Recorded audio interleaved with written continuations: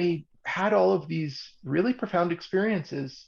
And it's so weird to describe. On one hand, I was this miserable version of myself, and I was so uncomfortable and in just so much pain. And on the other hand, I had this zoomed out perspective that I had gained from my psychedelic use, um, helping me to, recognize that these little stories of who I wasn't the complete picture of who I really am.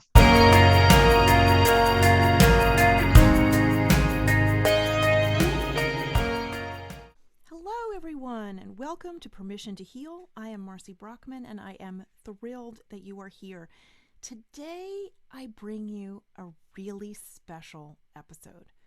Today, I interviewed my first cousin, Michael Weiss. He is an extraordinary human who has such an open-hearted, generous, kind, amazing soul.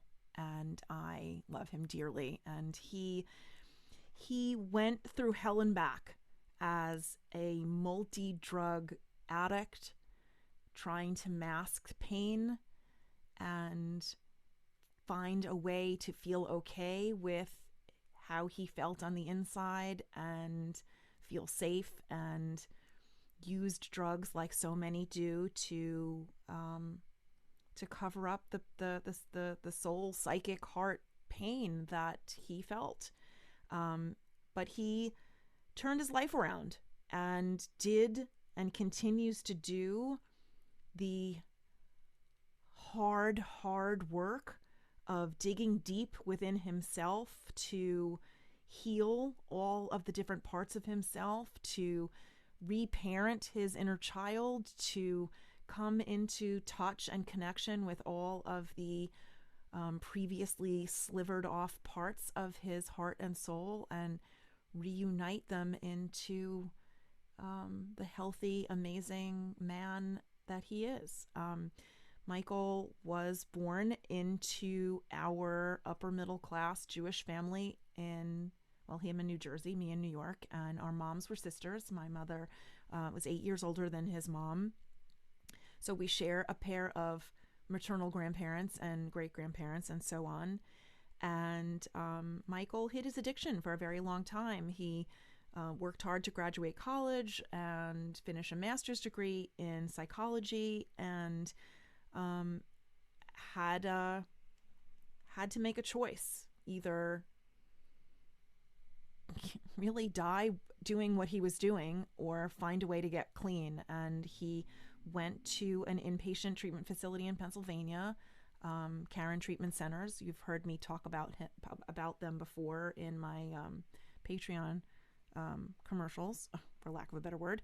And they saved his life and set him on the journey of figuring out what other problems there were. He uses a lovely quote in our conversation where he said that the goal of treatment isn't to solve problems, but show you where the problems are.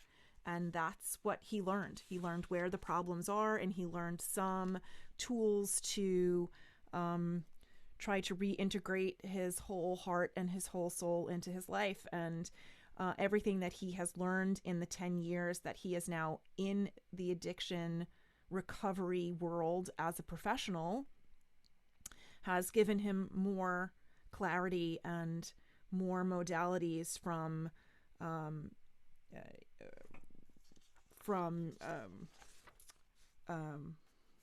shamanic drumming and soul retrieval to parenting your inner child, to parts therapy, to meditation, every possible thing that a person could use, all sorts of alternative healing practices he's into trying and introducing to his clients. So quite recently, Michael has left the corporate world of treatment centers and has put out his own shingle, Michael Weiss Mentoring. He is located in Salt Lake City, Utah, near Salt Lake City, Utah, and sees patients in person or clients in person and all across the world via the internet. It's a beautiful thing. And he is just an absolute blessing, I'm sure, to everyone who has the privilege of having him in their orbit. And so we have a lovely conversation, piecing together our different perspectives on our same family, talking about childhood memories and our moms who were sisters and our grandmother and our experiences in life. And he's just a beautiful person. So it's a rather long episode, so you can listen to it in parts. You don't feel like you have to listen to the whole thing all at once, but you're not really going to want to miss any of it.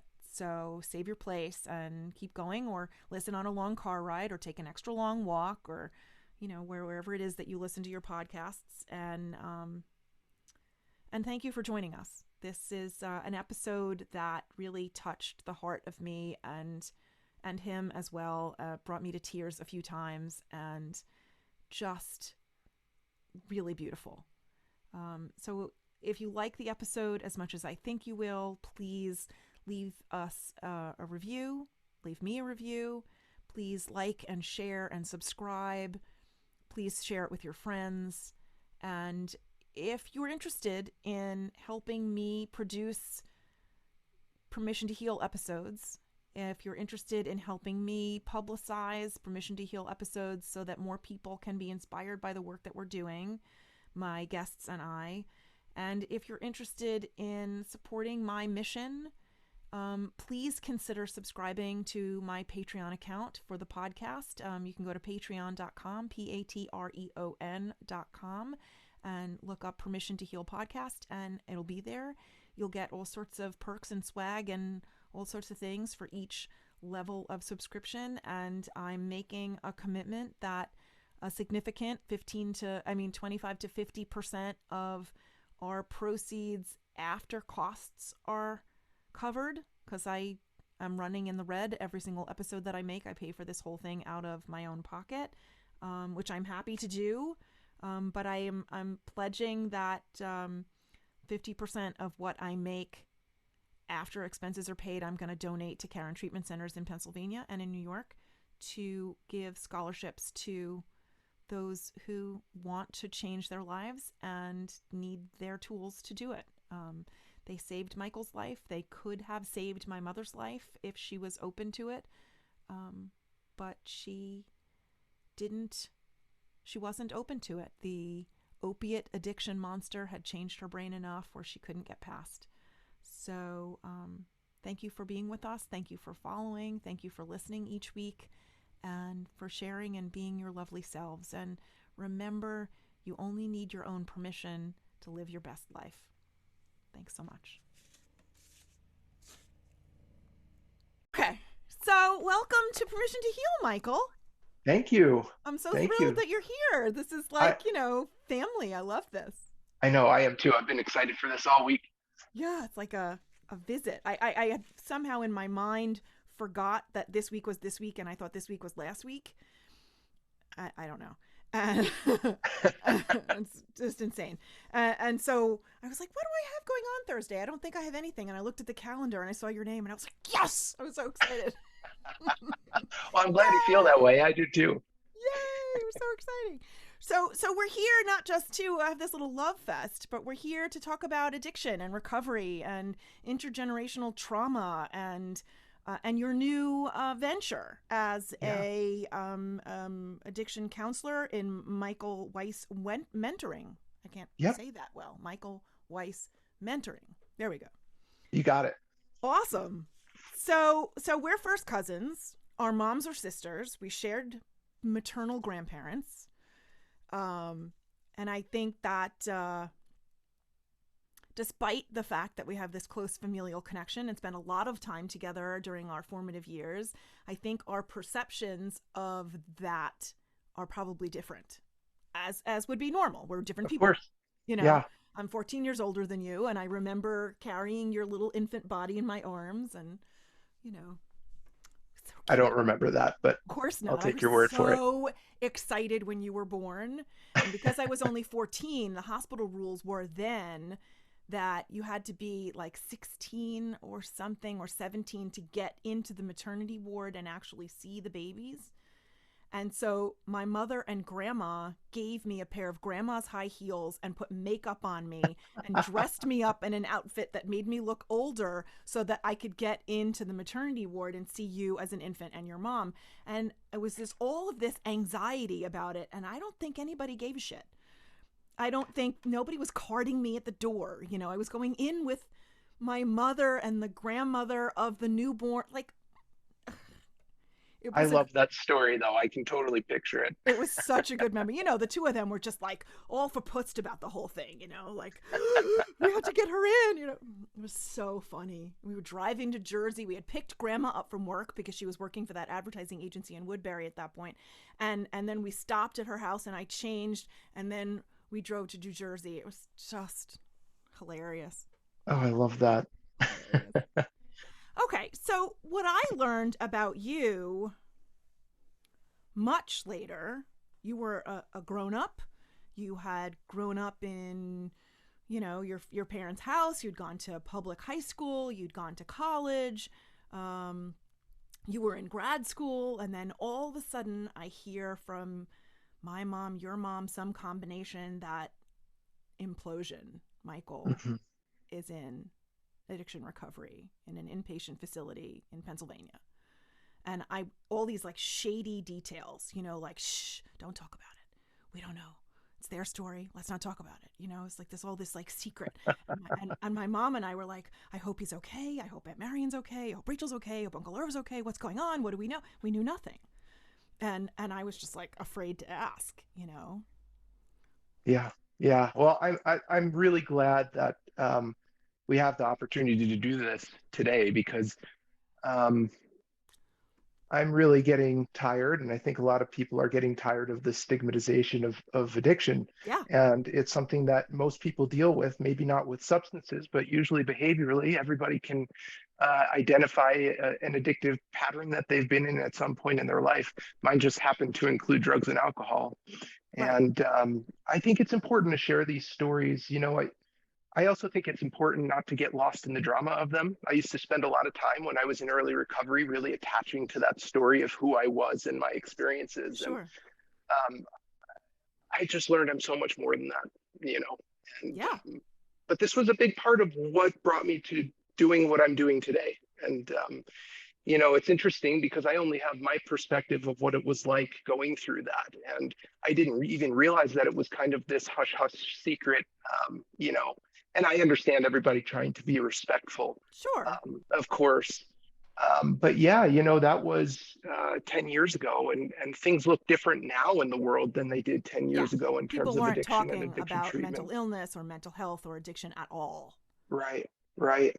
So you tell me, I can start from the beginning. I can tell Yeah, you how I well, got you there. know, my first question really sort of starts at the beginning to sort of unravel this. Mhm.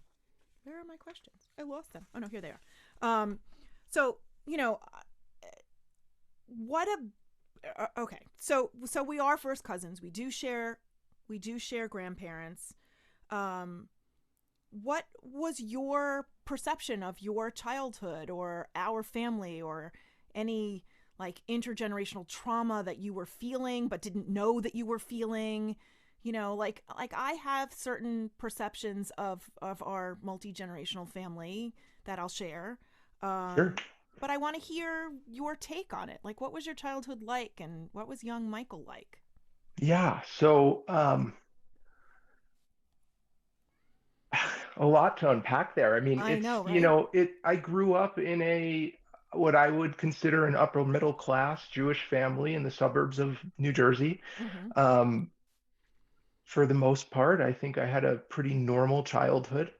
I had two parents that cared about me. Um, I definitely know, just from what I know about our parents, our grandparents, their parents, um, being Jewish just alone, I mean, the intergenerational trauma that comes from fleeing from your home country to find and seek shelter and safety. Exactly. We clearly know that intergenerational trauma, moves through um, at least 4 generations of genetics. And so that's something that we carry with us, whether or not it's something we've experienced Right. ourselves. And I think a lot of what I felt in terms of that trauma was the anxiety of my parents, Mm-hmm. which I think is all but natural because they were raised by two parents who were raised by two anxious parents. It just, you can see how that continues down the line. Yeah, our Um, our great grandparents, the ones we share in common, emigrated from Russia to the United States in the early part of the 20th century. So somewhere between 1899 or 1898 and let's say 1904, somewhere in that window. And so they were literally fleeing for their lives.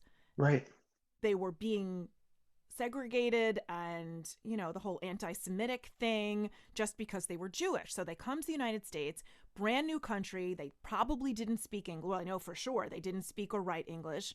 They had very little education, and they hmm were expecting the United States to be a party, to be like the Great Gatsby, to be the streets are paved with gold and everybody has equal access to the American dream. Well, it's 2021 and we still don't freaking have that.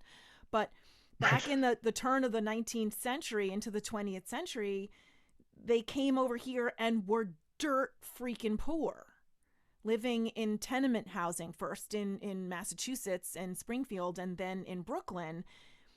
um, our great grandparents, just for the listeners to get a little context, our great grandparents, Nathan and Anna, had 3 sons, all died in infancy. The rumor that filtered through the family was that they died of strep throat because penicillin hadn't been invented yet, but I don't know how they would ascertain that it was even strep throat, but some infection. After the third baby died, then our grandmother, who was the oldest of 4 sisters, was born. And then in pretty quick succession, they had 4 daughters.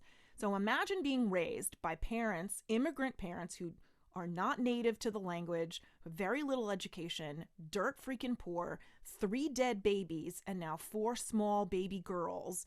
Imagine the level of anxiety in trying to keep them alive, right. trying to feed them, trying to educate them, trying to, you know, give them a good start in the world. I cannot imagine the level of stress. Right. I can't either. And, we also know that young children borrow their parents' neurobiology for the first year of their life. And Absolutely. so they're feeling and absorbing all of that, and that helps to shape our brain, as we're growing up. Absolutely. And then our grandmother, who was the oldest of those 4 sisters, gave birth to 2 girls. The oldest was my mom, the youngest is your mom. And we love them and know that they had their own neuroses, or have. Your mother's still with us, thank goodness, has her own neuroses. And my mom could never sort of get past hers. I think Mhm. she was ill, or very ill, and spent a year in bed during her 10th or 11th year of life. And I think that her personality development arrested at that point, and she was Mhm. stuck in the egoic stage of a child, and found that being the patient and the victim and the child gave her the love and attention and nurturing that she wanted, needed, Yeah. and didn't ever evolve past that because that worked for her. So, hmm in essence, I always imagine my life, or since I've figured this out, have imagined my life that I was basically raised by a 10-year-old in an adult body. And when I reframe my own emotional trauma that way, I cease to become a victim at all. hmm I'm just someone who had to parent herself because her mom was really 10 years old, you know? Right.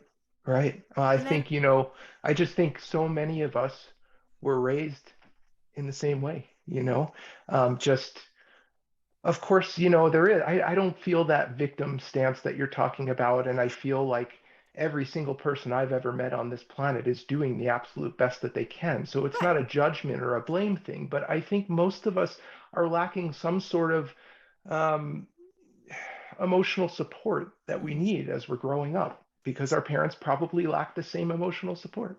Right. and they don't know how to provide it. They probably don't even know it's missing, but everyone's always looking for some extra love and safety that they don't know how to provide for themselves or their kids. Right, right.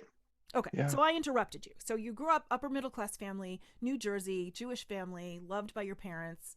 Continue. Yeah. Um, I had a normal childhood. I mean, I did all the things. I rode bikes and played with friends and did all the things that you do. I, from a young age, really struggled with my weight. I was overweight from a really young age. I can't really remember when that started, probably 7 or 8 years old. And I think that was because I was using food as my first comfort. I had a lot of anxiety as a child. And I think the thing that was closest and most available to me was food to kind of Sure. soothe that anxiety. And so it was kind of this double-edged sword, though, because on one hand, it was making me feel great in the moment, short term. And on the other hand, I was getting all this negative social feedback about my weight. Right. And so I was in this place where I felt like I needed this to feel good. And yet at the same time, it was making me feel bad because I was getting bullied at school. I struggled in relationships. Go ahead. No, no, no. I was just going to say that I don't remember you ever being heavy enough to garner bullying. That kind of shocks me. Yeah, and I remember it very distinctly, like starting in later elementary school, probably fourth, fifth grade. I started getting picked on for my weight and really Wow. noticing in getting these messages that, the way I look physically, it determines some of my self-worth, Of according to course. other people, I guess. And so, I really, really struggled with that for quite some time. Um, I had a lot of anxiety. I had a lot of difficulty in school. I think my family was always, intellect was a measure of success. Mm-hmm. And, while I think I'm a pretty smart person, I had a really difficult time in school. And I think Well, your really father was a bloody genius. It's hard he to was. compare yourself against him. You I know, know. I mean, watching Jeopardy with that guy was just the most annoying thing ever because he knew every answer totally before it even humiliating. came on. Yeah. Yeah, yeah. Yeah. And so like we were expected to be good students and smart. And I really did struggle. And, it wasn't until more recently that I look back at that, that I realized the reason I was struggling to focus on school was because I was dealing with or trying to deal with all of this anxiety and all of this pain that I had nowhere to put. And I don't think I had the space for that schooling. It was Right. just You too didn't have the much. bandwidth mentally. Right, right. I Maslow's mean, higher order of needs were not being met, you know? exactly, Right. exactly. I Right. just, and I thought I had ADHD for a while, which I laugh at now because I definitely don't move quickly enough to be ADHD. But what we know about that now too is the same thing. It's like, we go through something traumatic as a child, and part of our attention splits off to protect ourselves because the Sure. present moment is too painful. And so it's a coping mechanism, just like anything else is. Mm-hmm. And so I struggled both socially and academically through my early childhood. Um, and I just felt awkward. I felt, which is probably partly just going through puberty, Sure. but I felt like I didn't know where I fit. Um, you know, God bless my parents. They were doing the absolute best that they could. But I don't know that I had that kind of emotional support that probably I was needing at the time. I do remember a conversation with my dad when I turned 14 years old, and he said to me, my dad died when I was 14. So Wow. at this point, I really don't know what I'm doing. And I so, Wow. looking back, appreciate that insight and his willingness to share that with Yeah. me because I get it now. He had no Back role then, model for what it was like to be the father of a 14-year-old boy. exactly. And his father was working 7 days a week at a small business, and then he passed away, and my dad had to take that business over at 14 years old and basically was going to school Wow. and working and taking care of his mom. And so, of course he doesn't have that experience. Um, so, there was just a lot of emotional turmoil and pain. I think, going through bullying for many years, I mean, it has an effect, and I was fortunate to have a group of good friends, but I always felt like I had to hide who I really was because if people found that out, then I'd lose all the rest of my friends that I had. And, Hmm. looking back, I don't really know what I was so afraid of. But it was like I always felt like I had to hide my true identity from people, Hmm. that somehow I wasn't good enough. Somehow I was just not okay. And Me too. yeah, yeah. And it's so common, right? It's such an Yeah. interesting thing that we People all wear go through that. masks. There's our Right, secret self that we only let out, in our bedrooms or our bathrooms, or if we're yeah, overeaters in our kitchens. And right, and the rest of the time we have this public face on, this persona of what we think the what we perceive the world wants us to look like. right, right. And I would say 99% of the time we're wrong.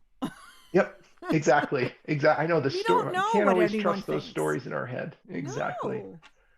Yeah, yeah. And it's interesting too on that note. Both my parents worked in sales. They were both in real estate. And so they learned that mask in a good, in a Yeah. professional sense, it was very helpful. And it was something they wanted to pass to me. Um, like being assertive, asking for what you want.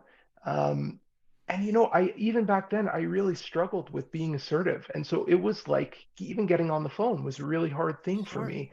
I was just afraid of being found out. And like I said, I was using food to cope from a young age, and I'd get in trouble if I was pulling snacks out of the cupboard, as any probably kid would. And I learned to hide at a really young age.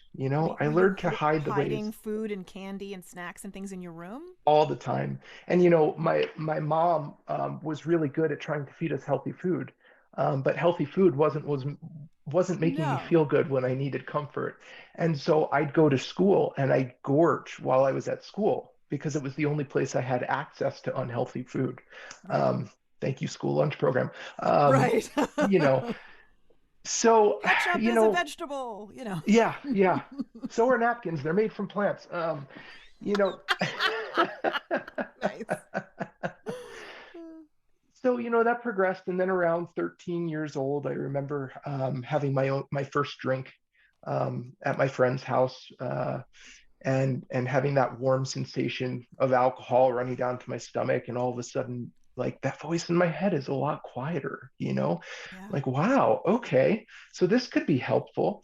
And so, for the next year until I was about 14, I would drink every once in a while. When I had a friend, it was, of course, it's hard to find alcohol when you're 13 years old, but whenever it was around, I would drink. And I started noticing very quickly I couldn't just have a drink. I was the guy who was drinking everything that was in sight, and people were annoyed by my behavior Were you afterwards. drinking your dad's scotch? Did he notice? It's funny. Yeah, one of my favorite memories, well, one of my memories is going, and he had a bottle that was probably from 1970 of Old Grandad whiskey, Oh which gosh. is that 101 proof Yeah. bottle. It's an orange label, That'll and burn I your remember, esophagus. ooh, yeah, man, that stuff is no joke. And I didn't know what I was doing, so I took that bottle and I drank like a cup of it, um, and got violently ill. But the strange thing is, the next day I thought I could do it again. I just got to figure out how to do it better. Right.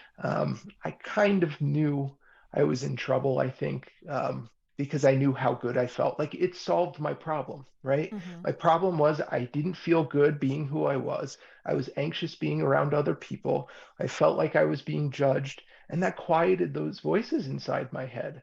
Mm-hmm. And so, on one hand, I'm like, oh, this is going to be a great solution. This is how I'm going to get through this life. And on another hand, I was like, man, this could get out of control very quickly. Yeah. Like a Um, forest fire.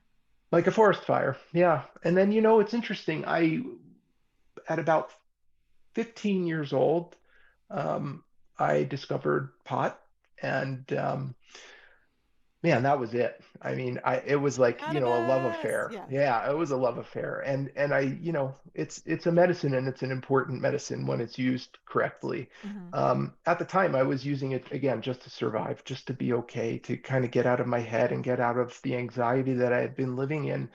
Um, and to escape the pain I had been holding on to. It kind of helped me slow my mind down enough that it wasn't racing.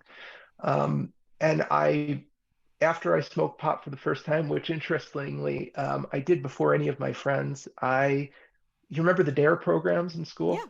Yeah. I knew nothing about drugs until the DARE officer came in and showed us this They whole board. educated you on how to do And I it. was like, wait, what are these things? I want that one and that one and that one and that one.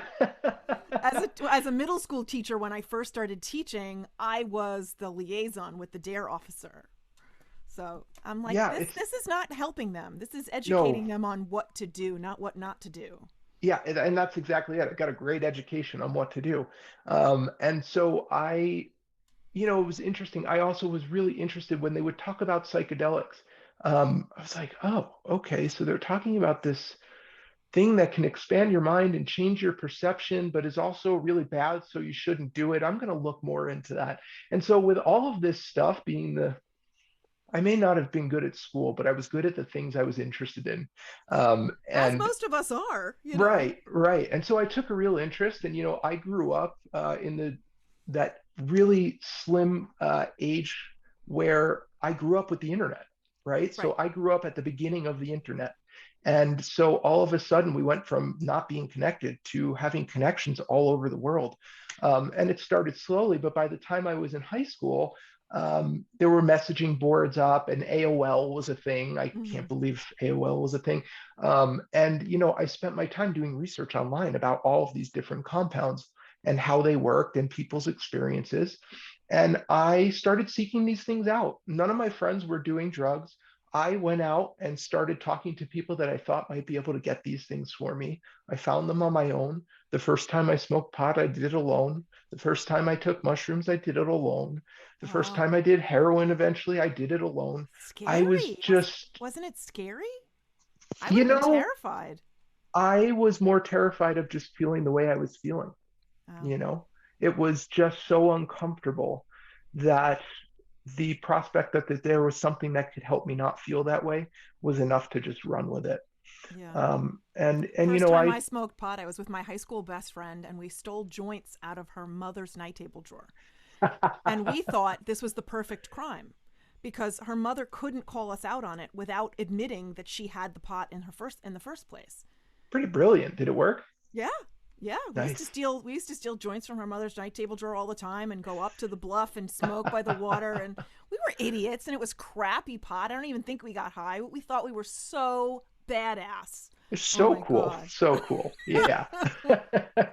That's funny. Yeah, and back then, while things were still kind of innocent and not out of control, I have really fond memories of those times. I Sure. had a lot of fun, and nothing is all one thing or the other. I like to try and remember that there's balance in all of this stuff. um, I instantly started smoking pot every single day, Mm-hmm. as soon as I found it, because I was able to escape from the pressures and expectations at school. I was able to just relax a little bit. Quiet You all the know, noise and all the internal yeah, monologue in your head, and you could just focus and be zen about things. Yeah. exactly, exactly. And you say being zen about things. At that same age, I found the book Be Here Now by Ram Dass. Ah, And the book changed my life trajectory like instantly when I read it. really? I was 14, so I don't know how much of it I understood, but I think a lot of my soul understood a lot of that book, if that makes sense. Um, Of it course it does. it helped me to understand that the game was a lot bigger than I thought it was. And I became really interested in understanding consciousness and the parts of it that I hadn't experienced yet. And so from a young age, that self exploration was a big part of my drug use. I went from using pot to LSD and psilocybin mushrooms, um, and really having some pretty profound experiences. Um, I actually will tell you, I will credit the fact that I'm still alive today to my first real mushroom experience.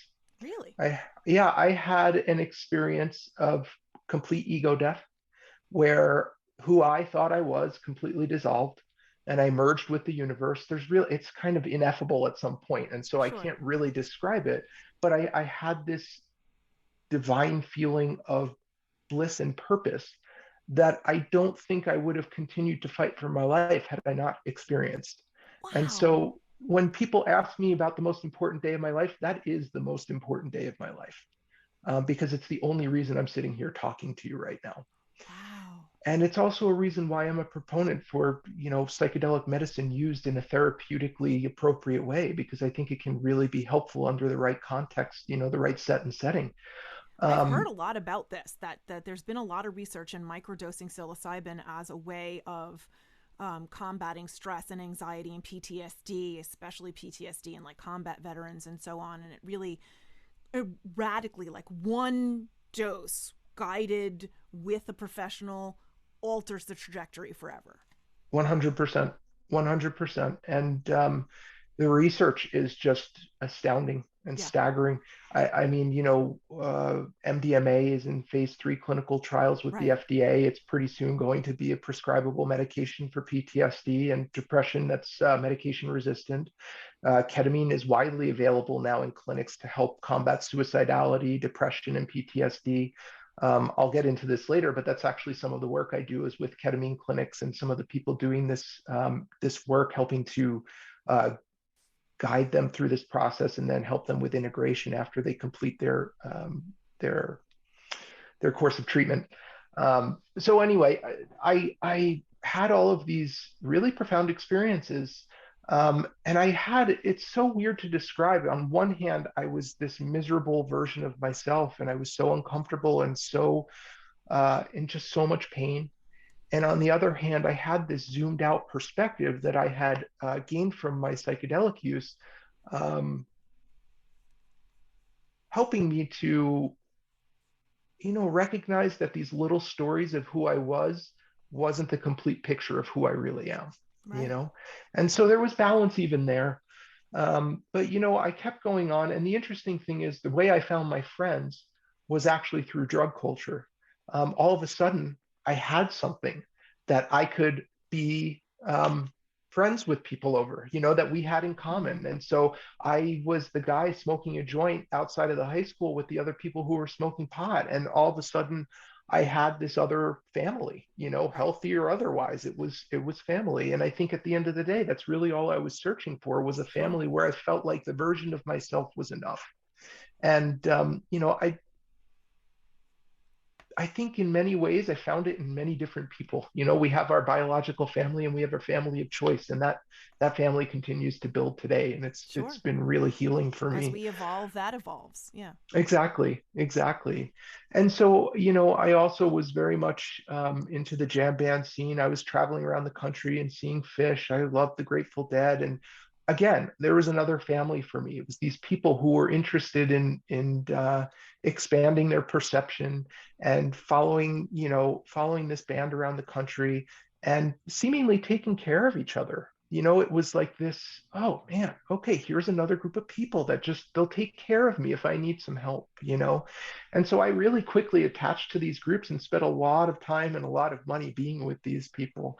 I still go to see Fish today. I'm going I never back knew yet. any of this was going on because the age difference. I, at this point, I think was married or, yeah, if you were in late high school, I Hmm. was married already and had a kid. So I was like totally out of it. I didn't Yeah, know yeah. any I of this was was going on.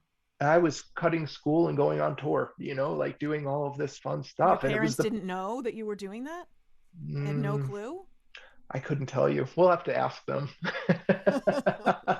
Well, call your But mother. it was like, yeah, it was like I felt free, and I think at the end of the day, when I look back on all of my drug use, that's really what I was always searching for, was Yeah. freedom from the burden that I had been carrying for so long, freedom from Yeah. the pain I had been carrying for so long. And then, interesting side note, have you seen the show Dope Sick that's on Hulu right now? No. It's about the um, Purdue Pharma and OxyContin, Whoa. being and their marketing strategy and the fallout from OxyContin in this country. Um, Which killed my I'm one mother. of those numbers. Yeah, I'm one of those numbers. I went to college. I failed out in my first year at the University of Vermont. I was so That's where my son uncomfortable. goes. Yeah, yeah. I love the I synchronicity of that. I know. he had a different experience than I did, and I'm Yeah. happy about that.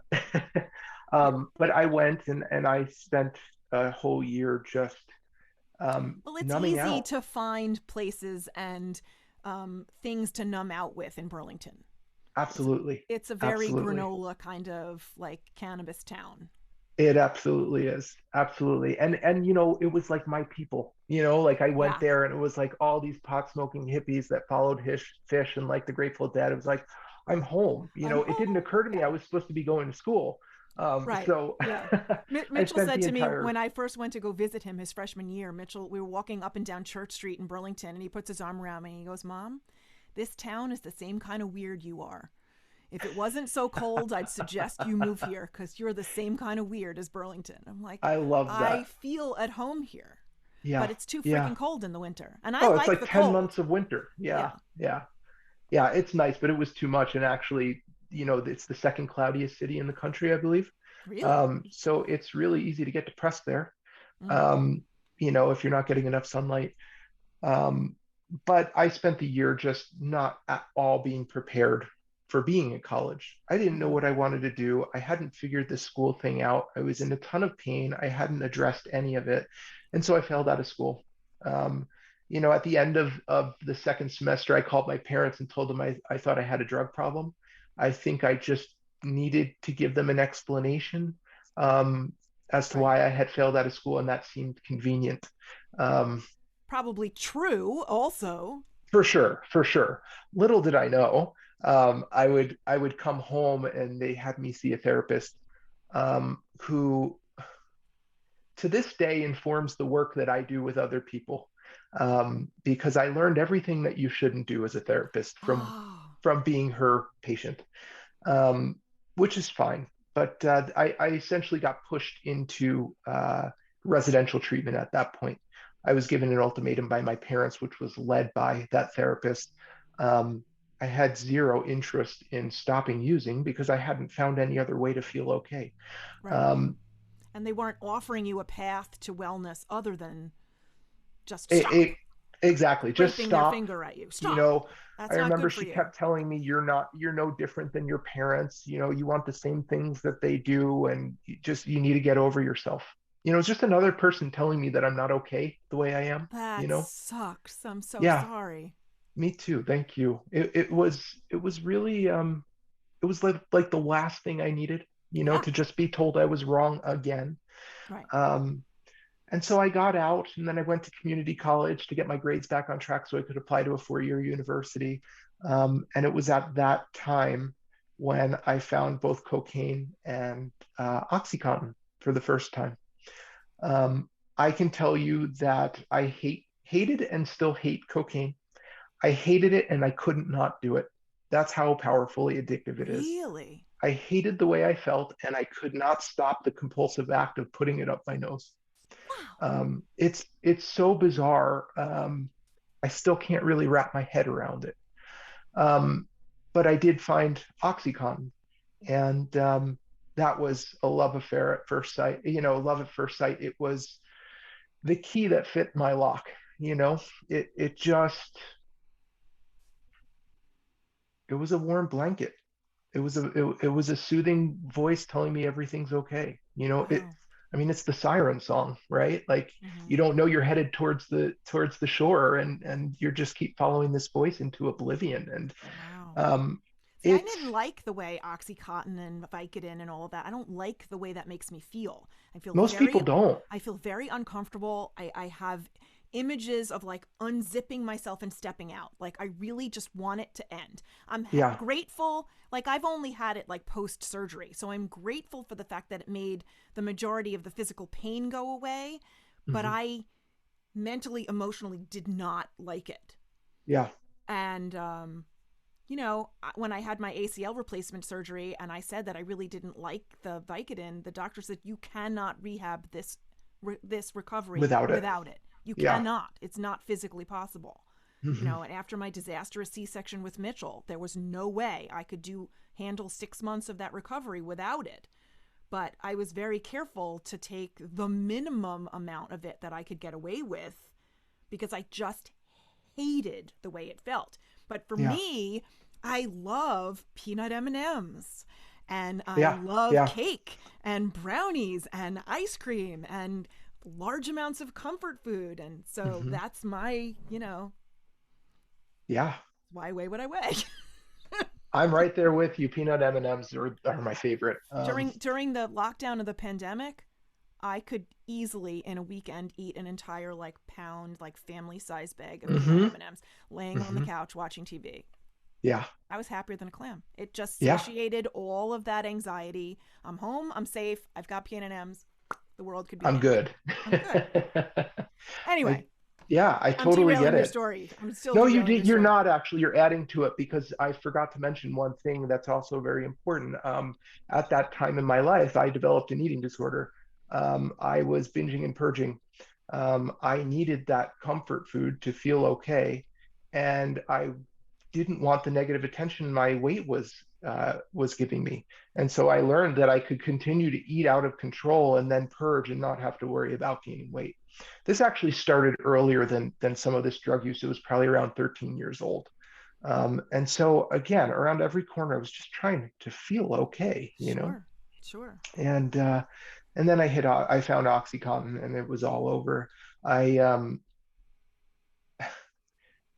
I managed somehow to graduate from college with almost straight A's. And the way I did that was by telling myself that the only thing that seems to matter to people is that you do really well in school and that you look good. And so I learned how to play that game. You know, Mm-hmm. I was able to keep doing what I was doing to try and feel okay while satisfying the needs of all the people I thought, um, mattered around me. And so I And you ended were up probably making. quieting the demons enough in your head with the oxycontin and the pot and whatever else you were doing so that you could actually have some focus on the It, schoolwork. Absolutely, 100%. I mean, I would smoke pot before I went to class in the morning, and all of a sudden class was interesting, like, Right. and I'm like, I can pay attention to this. This is cool. And when you're in college, you get to choose your coursework. So I was Right. picking classes that I was interested in. So it made it a lot easier for Sure. sure. But then I graduated college with a full-fledged OxyContin addiction. Um, and you're a college student, so you're poor. So it's a really hard thing to manage, and it's really expensive. um, I got out of school, and all of a sudden people are looking at me like, okay, what are you going to do now? And I'm like, I'm supposed to know? What are you talking about? What am I going to do now? I Oh just yeah, graduated school's 5 minutes over. ago. Give me a Right. break. Right. And I had no idea. I had no idea what I wanted to do. So I decided to take the path of least resistance and try commercial real estate because my dad was able to get me a job in commercial real estate, and I didn't have to try. I was just able to show up. Right. Um, I didn't even know and this. This is a totally new information for me. I think Okay. that only lasts about 6 months. Ah. Um, I was not cut out for it. It just wasn't for me. I was actually really miserable doing it, and my drug use progressed. Well, anxious people looking for approval and trying to find some sort of personal safety, sales seems completely the opposite of your personality needs. I I think you suck nailed at it. sales too for that exact reason. Yeah, I always felt like when I was trying to get somebody to buy something that they were going to be doing me a favor. I felt like I was bothering them. Like, how dare I waste their time with the shit that I was selling or whatever it was. And I just couldn't do it. I felt yeah. like this is an absolute waste of a college degree for me. This is an Hmm. absolute waste of my time. I hate every second of this. Yeah, yeah. I felt the same way, and I always knew deep down inside I wanted to do something to help others and Mm-hmm. give back. And I Mm-hmm. just didn't know how because I needed help at the time too, Sure. and until I started working on my own stuff, I wasn't going to be able to see that path forward clearly. Right. Um, and so, I continued on, and all of a sudden, around 2004, um, OxyContin, like the news got wind of how terrible this drug was. And all of a sudden, the doctors weren't prescribing it anymore because people were dying left and right. They were overdosing, and Purdue Pharma is just so culpable in the way they marketed this drug and told people it wasn't addictive. And so overnight, this thing that I was using to feel okay every day was gone. It was Mm-hmm. literally nowhere to be found. And so my habit at that point was about $250 a day. I couldn't Wow. afford that either. I was doing all sorts of shady stuff to try and just be okay because my brain's telling me I'm going to die without this and I Right. need to do anything I can to get it. And then I remembered someone once telling me, like, oh, that $40 pill of Oxycontin is exactly the same strength as this $5 bag of heroin. You can save a lot of money. Oh, is that true? And yeah, yeah. Oh, The only thing that's not true is that Oxycontin is obviously a pharmaceutical. So it was completely created in a lab and created perfectly to be the key that fits that lock in your brain. So the right. withdrawal from Oxycontin is so much worse than it is from heroin. Prescription narcotics are so much more difficult withdrawal wise to get off of than street heroin is, at least in my experience Ah. and the people I've worked with. No wonder my mother Um, thought wouldn't even discuss it with me. I mean, it's so scary. All it takes is feeling withdrawals once to say, I never want to go through that again. Hmm. I just remember the feeling so well, like it was yesterday. In fact, watching that show on Hulu with my wife, Whitney, um, I had to shut it off and take a break at some point because I was like, it just hit so close to home. But What's your it whole called? body, it's called Dope Sick. It's very good. It's worth a watch. Okay, I'm writing it down. So again, being the go-getter that I am, I didn't know where to get heroin living in suburban New Jersey. So I went on the internet. I knew we lived close to Newark, which was, pretty notorious as a good area to get drugs and all sorts of bad stuff. I went online and I looked up where the most arrests in Newark happened, and then I put that address into my Sneaky. GPS and I drove there and I had heroin in 5 minutes. Um, Wow. I would yeah. never in 1,000 years have thought of that. Imagine what I could do with this go Well, get it you are. You're attitude. doing it now, Yeah, but yeah. true, true. So yeah, I found heroin, and again, it was the same thing. And of course, it starts out you only need a $5 bag to get high. What they don't tell you is that 2 weeks later, you need $80 to get high. And so by the end of that, my habit was like a $300 a day habit. I had so just to kind of sum this whole part up real quick, I moved several times. I kept thinking the problem was where I was, not me. Hmm. I made every change except the changes that needed to happen, trying to just figure out how to be okay.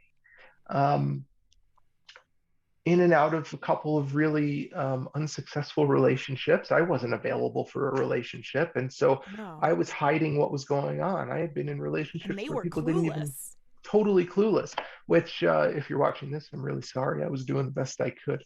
But man, it was, again, I was getting that message. It's not safe for people to know who you really are, Right. And so I spent the first 30 years of my life hiding and putting on masks and pretending so that I wouldn't get caught, so that people wouldn't take my comfort away.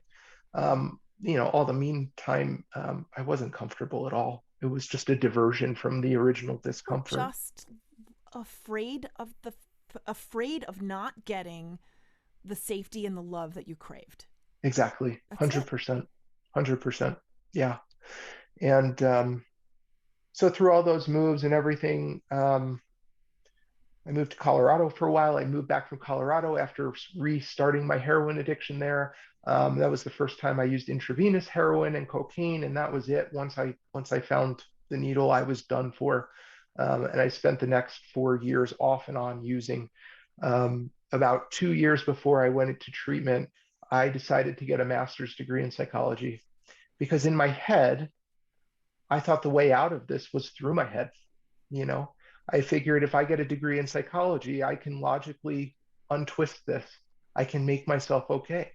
Well, I mean, it's an overly simplistic line of logic, except that it does give you neuroscience education. It does give you psychological vocabulary, Mhm. and it gives you some of the tools that we all need to start to unravel this.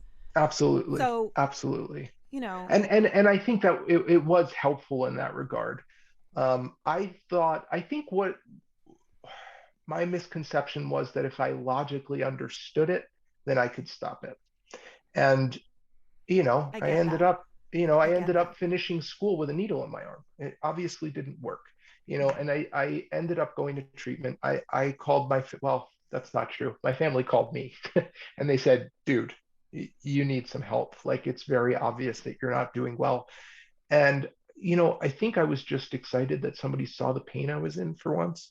And so I said, 100%, I want to go to treatment. I'm ready to go.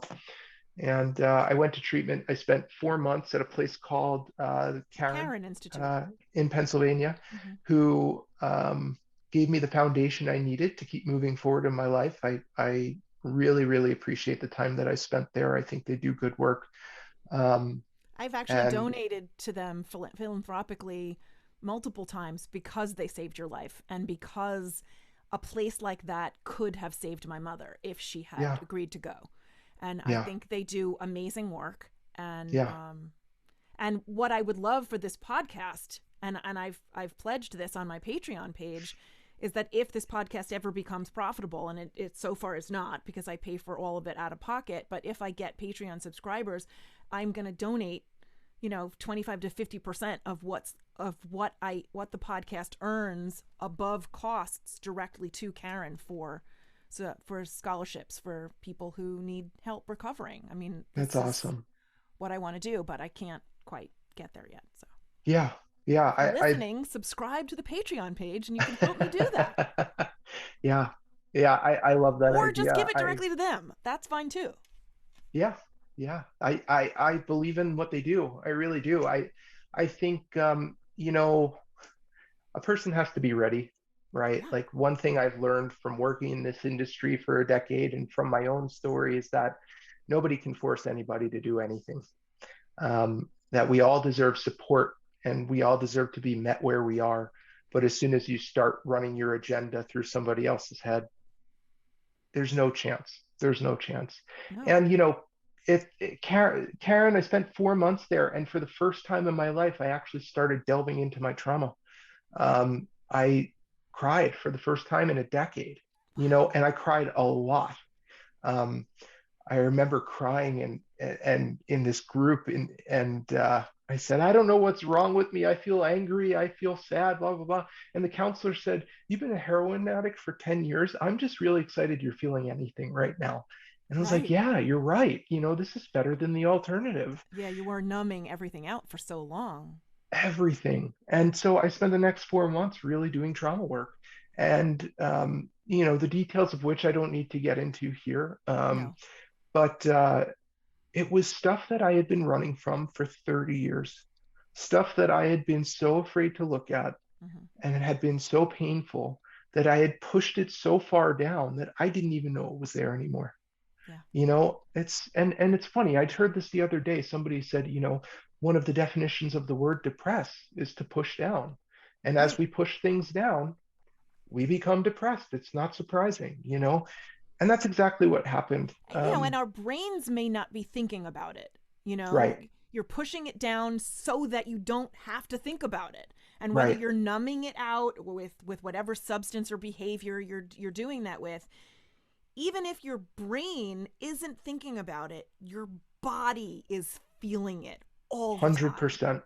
Yeah, And it's festering away in all the systems of your body, wreaking untold volumes of havoc along its way. absolutely. Our bodies don't forget. Hmm. And so, it's a lot of unraveling the mental aspect and then figuring out how that all affects what's going on in the body. Like my Yeah, anxiety, it goes directly to my stomach, the gut and the brain and the whatever, I'm not a neuroscientist, whatever connects them is very tight and integral. hmm yeah. It's so true. And I'm starting to recognize that. Well, I know this. Addiction is not a choice, right? No. In fact, a lot of the things that we do aren't a conscious choice. A lot of the decisions that we make on a day-to-day basis are being made from a place that we were in 15, 20 years ago. Mm-hmm. and that part of ourselves that's still just trying to feel okay. And so I kept bumping up against these same walls, and I had no conscious understanding of why. And it Mm-hmm. wasn't until I started doing this deep work and doing inner child work and parts work and really understanding which parts of myself were screaming for my attention and for my love, that I started to understand why I kept running into the same problems I did. Yeah, And it it's changed my huge. life, and it changed the trajectory of my life. And I left treatment, and I did want a fresh start. My counselor said, Don't you go need to back go to somewhere Newark. that you have no history. Yeah, don't go anywhere near Newark. And so I had a friend who had lived out in Salt Lake City for about almost a decade. And I told him what was going on. And he said to me, if you promise not to tell anybody, sorry, I'm breaking my promise now. Um, It's a this decade place, later. I'm sure he'll this, forgive you. yeah, this place is amazing. Don't tell people because I want this place to stay the way it Oh, is. I see what you're Um, saying. Yeah, if we but all knew how great it was, we'd all want to live there. Exactly, exactly. And I moved out here. I moved into a sober living house. I found a trauma therapist. I continued to do work with her. Um, I lived in sober living for about 2 or 3 months, was continuing to do some of the healing work. And I think one of the things that's important is most people think they go to treatment and then they're cured. You know, the goal of treatment is not to fix all of your problems. The goal of treatment is to just show you where they are, so that you have That's you ha- brilliant. Say you that know again. where to work. Goal of treatment. Do that again.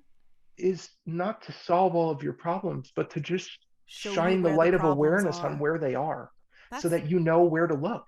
brilliant. I'm writing that Yeah. down. Yeah. And so I left treatment with a really good understanding of where my pain was, and a good roadmap for continuing to do that work. And I did. And honestly, I kept feeling better and better as I started wading through all of this trauma. And,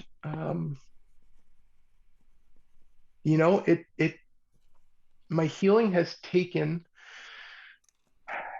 it has required me to take the journey from my head down to my heart. And it's not something I ever thought I was capable of doing when I was younger. Oh, you were too scared Nothing, to. yeah, because it wasn't safe, you Yeah. know, it wasn't. It hurt too much.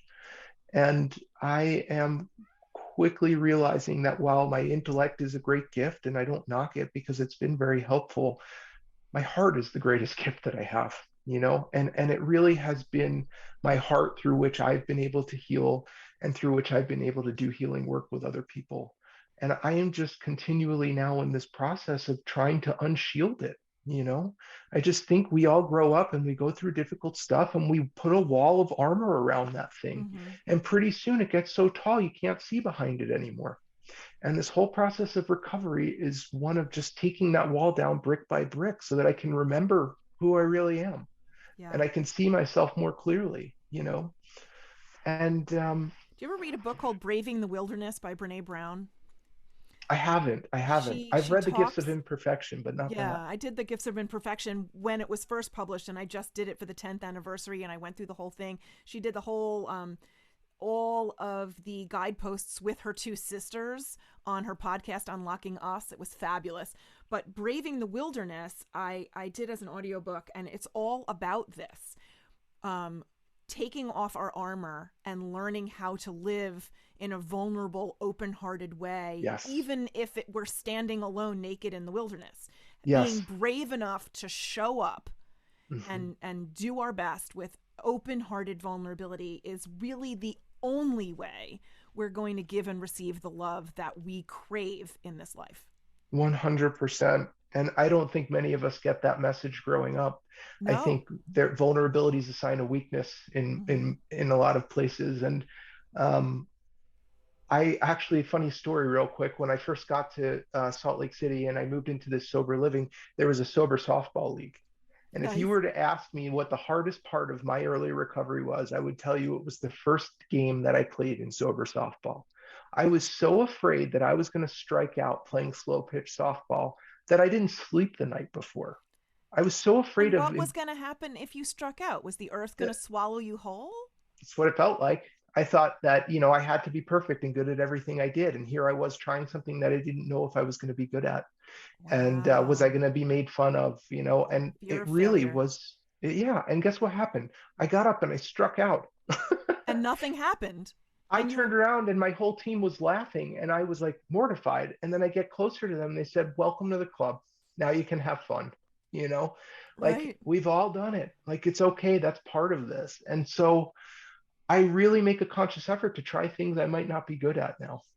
Yeah. Because I had missed out on so much of life worrying about whether or not I'd be perfect at the things I was doing, you know?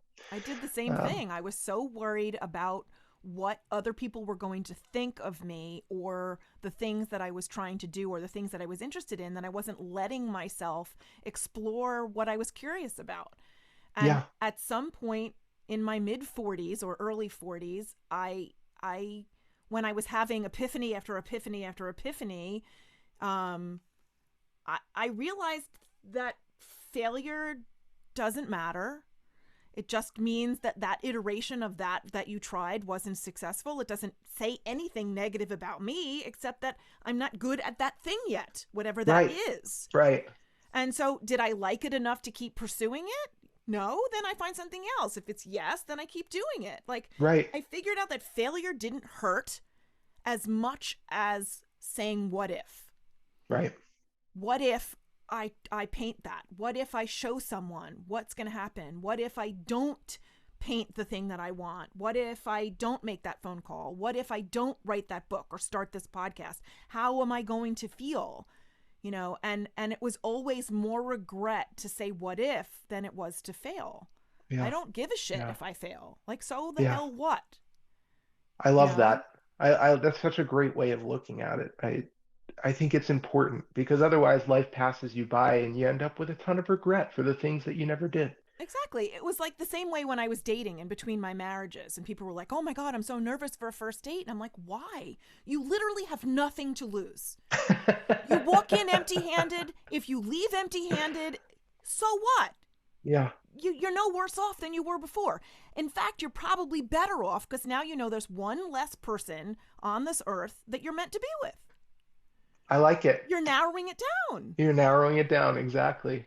That's a good way to put it. I was terrified in dating, and I don't think it had anything to do with the other person. I think it had No, everything to do with being afraid of being rejected, of you know? course. And you were And hiding yourself, wearing your masks, exactly. afraid, more nervous about them liking you than you were even concerned about whether you liked them Oh, 100%. or whether you liked yourself with them because that wasn't even on the table to begin with. That was how I felt. 100%. Yeah, I can't even imagine. I wish I could talk to the people I went on first dates with because I wonder what version of me they got. You know, right. it was probably pretty far from the truth. It's interesting. It's really interesting. Um, Okay. So okay. here you are. You're sober living. You're living in Salt Lake City. Then what? I just had a thirst for healing at that point. I was just like, okay, I have tasted what it feels like to actually face my demons, and I want to, run right into the fire. Now, The weren't you at this point still lingering over the ends of your master's degree? Didn't you have like a thesis still to write or something Yeah, at yeah, this I point? had to, I had one of the most gracious mentors ever. Her name was, I'm going to give her a shout out, Dr. Ruth Proper at Montclair State University. And Yay, Dr. I, Ruth Proper. Yay. I had been doing I was in charge of a study there and was in charge of the financing of that study and was dipping into it for my own drug habit. Oh, crap. This, I had to call from treatment and let them know exactly what had been happening. And instead of turning me in and probably ending with federal charges, I was allowed to pay that back and told that all that matters is that I get the help that I need. Wow. Um, That's gracious. I mean, that's one of it was just one of the kindest things that anybody has ever done for me, you know. And she continued to help me after I got out of treatment and helped me finish while I was living in Utah. Um, I learned a lot about compassion from her. I really did, because it would have That's been really beautiful. easy for her to turn her back on me, and she didn't. For whatever reason, she didn't. And I really, to this day, still really appreciate her because I wouldn't be doing what I'm doing right now without having had that support. Sure. Um, so I finished sober living and very quickly realized with my background in psychology and the fact that I'm in the addiction world myself, I really want to keep doing this work. So I actually got hired by Sober Living to do case management and to be a live-in house manager at the Sober Living, Oh, that's which cool. is, Did you yeah, it's a change great bedrooms? yeah, so I changed bedrooms. I had my own bedroom with a locked door, and it was the greatest lesson in establishing healthy boundaries that I could have ever been given, Yeah. because I was living where I worked, and I had to very quickly navigate that. And I just really quickly realized I had a real knack for this. Um, I mean, if anybody is going to be able to get through to people who are trying to live a sober life after a difficult addiction road, I would imagine all addiction roads are difficult, is somebody who's walked the walk. yeah, You know, yeah. I don't think it's possible, I would imagine, for a non addict to ever make any successful inroads with somebody who is. It can be difficult. Like, why should I I can listen to you? What do you know? Everything you right. know is out of a textbook. Why should I listen to And you? I had a really great therapist once who this was back when I was a smart ass still, who I said exactly that. You've never been through what I've been through. How the hell are you going to help me? And her response was genius. It was something like, wouldn't you like to learn from someone who didn't have to go through that? I can tell you, I may not Right. have your experience, but I have the experience that allowed me to get through my day-to-day life without needing to go where you went. Right. Don't you And want these tools? exactly. And I started to recognize, whoa, we all have something to offer. In fact, the therapist I see personally today, she has no history of addiction, at least with substances. I think we all have some degree of addiction in our lives, but Sure. I feel more comfortable doing deep work with her than anyone I've ever met. And it has nothing to do with whether or not she was an addict. It has to do with how open her heart is and how deep her compassion runs. And the fact that I can talk to her and tell her my deepest and darkest, and I've never once in my life felt judged. I think at the end of the day, the most important thing is that someone feels safe with you. You know, Right. we're all just craving that safety Yeah. and non-judgment. And so very quickly, I decided I wanted to continue doing this work. And I, at that point, actually met my wife at work, who it's just so funny how everything started falling into place once I moved out here. It was You like were on the right path. I was on the right path, on the right path. I remember looking at the mountains one morning, drinking a cup of coffee outside and going, whoa, for the first time in my life, I'm exactly where I'm supposed to be. What a novel Wow. feeling, like snow is falling on the mountains. I'm drinking coffee. I'm all bundled up. I'm like, yes, That's I don't beautiful. wish I was somewhere else right now. Mazel Um, tov. That's yeah, thank gorgeous. you. And so I met my beautiful wife, Whitney, and She is amazing. I adore she her. is. I Yeah, don't know she's her really, nearly as well as I would love to, and I just love her. well, we're going to get you out here and Yes. we'll spend some more time Pandemic be together. damned. We're coming. Exactly. Michael and I are very excited. As soon as I said we're going to Utah, he's like, tell me when, I'll pack. Exactly. Exactly. Good. I'm glad. Um, yeah, she's absolutely the love of my life and has been so healing for me. Her story is hers to tell, but I can very generally say that we've been through a lot of some the same stuff through our childhood, and have both been on this quest to heal. And so what a great partner she's been, to help me open my own heart and to help me heal the wounds that I've been feeling like I needed to hide from other people for so long. All of Hmm. a sudden, there's someone that I can trust, Yeah. and it's just been that, Who we've been loves the just you that you've been hiding. exactly, exactly. She sees Um, you for all your flaws and loves you, yeah, not in spite of them, but because of them. because of them, exactly. And I her, and it's such a beautiful thing. And it was so new to me. I had never Yeah. felt that in my entire life. Yeah. And so she had three kids from another marriage when I met her. Um, and all of a sudden I was like, I had this instant family. It's like, oh my God, like this is what I've been looking for. I just didn't know I was looking for And it, you didn't have to you know. change diapers. I didn't have to change diapers, and Yeah. now I have three amazing kids, and I love them all so much. And I learn so much from them. I see so many different parts of myself in them. And it's just more than I could have ever asked for. Um, at that point too, when I met her, I then got another job. The place I was working at and the sober living that I attended was shut down by the state for fraud. So again, No. it was one of those places where I learned so much of not what to do, what Right. not to do. And I'm very appreciative of my time there because I really learned a lot and learned a lot about ethical practice. So thank you. In some weird way, it was totally dysfunctional, but I appreciate the lessons I learned from my time at that place. Um, and I started a job at a much larger corporately owned treatment facility.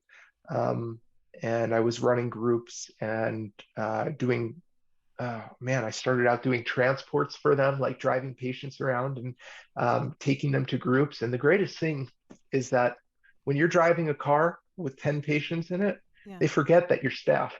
And so I'd learn more about them driving the van to the Oh, treatment center cool. than they would ever open up about in therapy. Right. Something about a And car ride, the rhythmic, the right, movement, it brings out all of those difficult to have awkward conversations suddenly seem more doable. exactly. Yeah, and I loved it. Like I loved the work. I was doing group work. I was really good at it, and I just felt, oh, I found my calling. I found my passion. And I spent the next 8 years very quickly moving up the ranks in that company into a management position. And then the company got bought out by a much larger corporate entity about halfway through. And the entire culture changed overnight. Oh, I'm sure. Um, and Probably while not I for the better either. no, I mean, it in many ways it lost its heart, you Mm-hmm. know, and it became a factory in some sense. You know, it's really tough too. There's no one to blame. I mean, when you have a board to answer to, you're a business through and through, and it's just quarterly earnings are what become most important to the people that they have to answer to. Right. And so I got further and further away from patient care and just more into the operations of the larger picture of this business. Um, and as my salary and my responsibilities increased, my desire to continue decreased. As I got Yeah. further away from working with people, I just became disillusioned by, and I want to just make clear, it's not just this place, it's this industry as a Well, it's also whole. the nature, I think, of any upper level administration. Suddenly you're not working with the people using your heart in the same Yeah, way. It's the yeah, same reason why I remained a classroom teacher for all these years and didn't pursue a job in administration.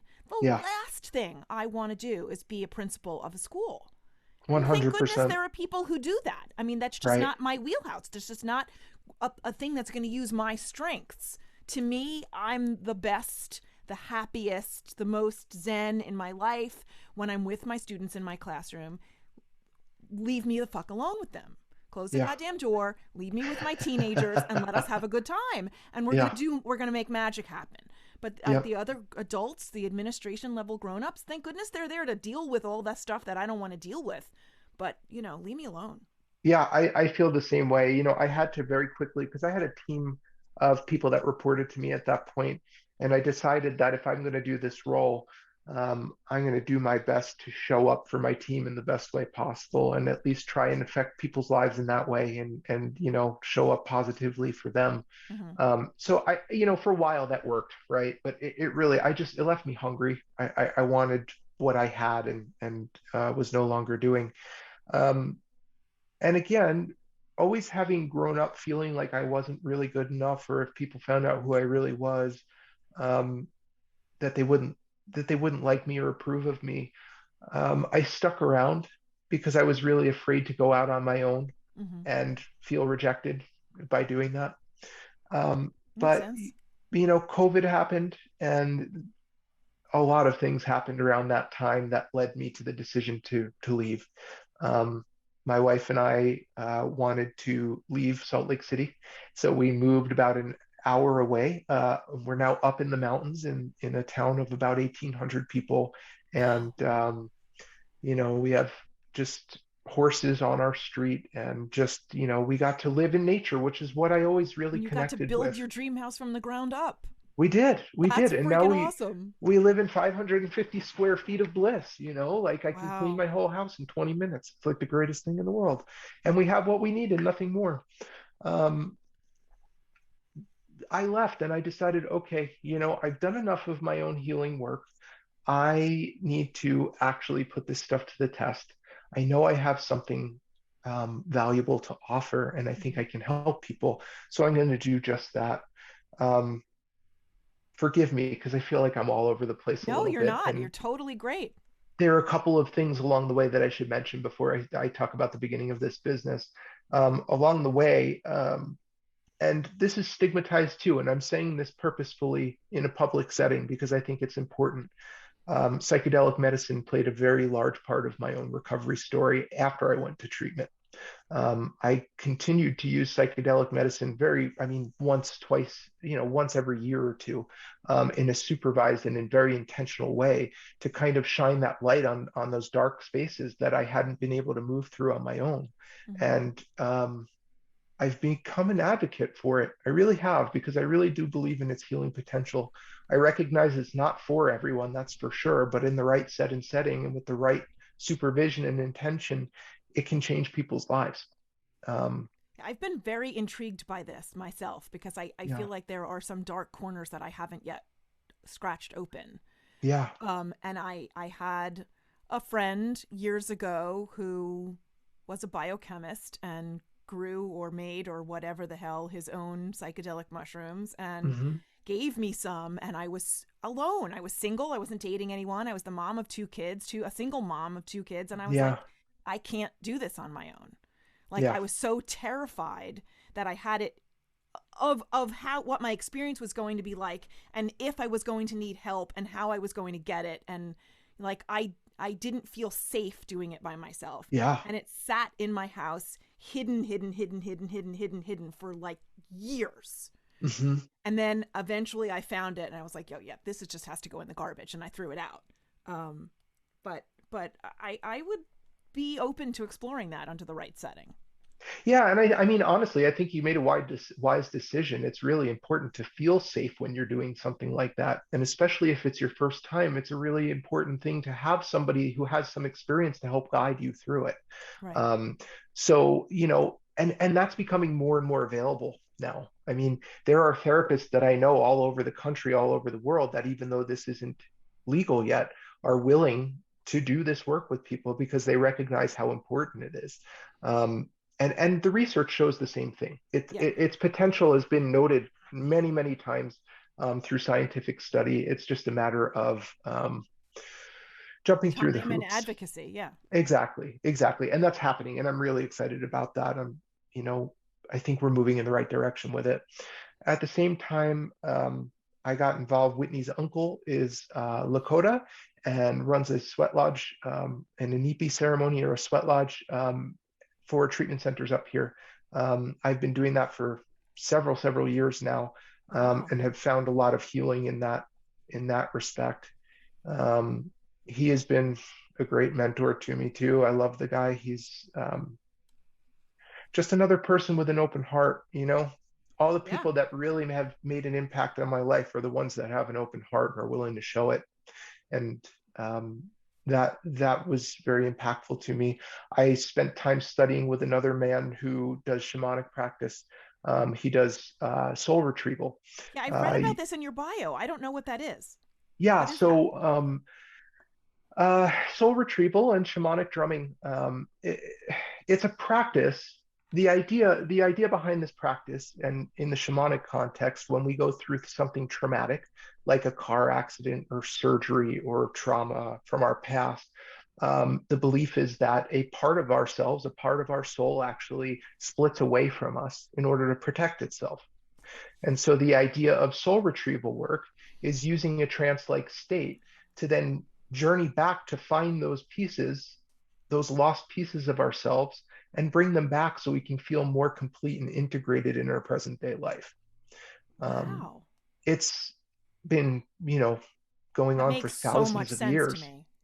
Well, yeah, and it's so funny because I don't know if you've ever heard of parts work before Yeah. or IFS.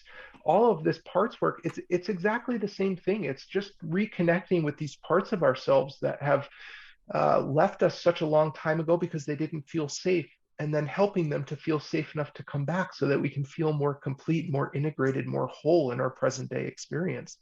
And so through the use of drumming, which we know now through study and through thousands of years of experience of cultures around the entire globe, that drumming allows us to alter our consciousness.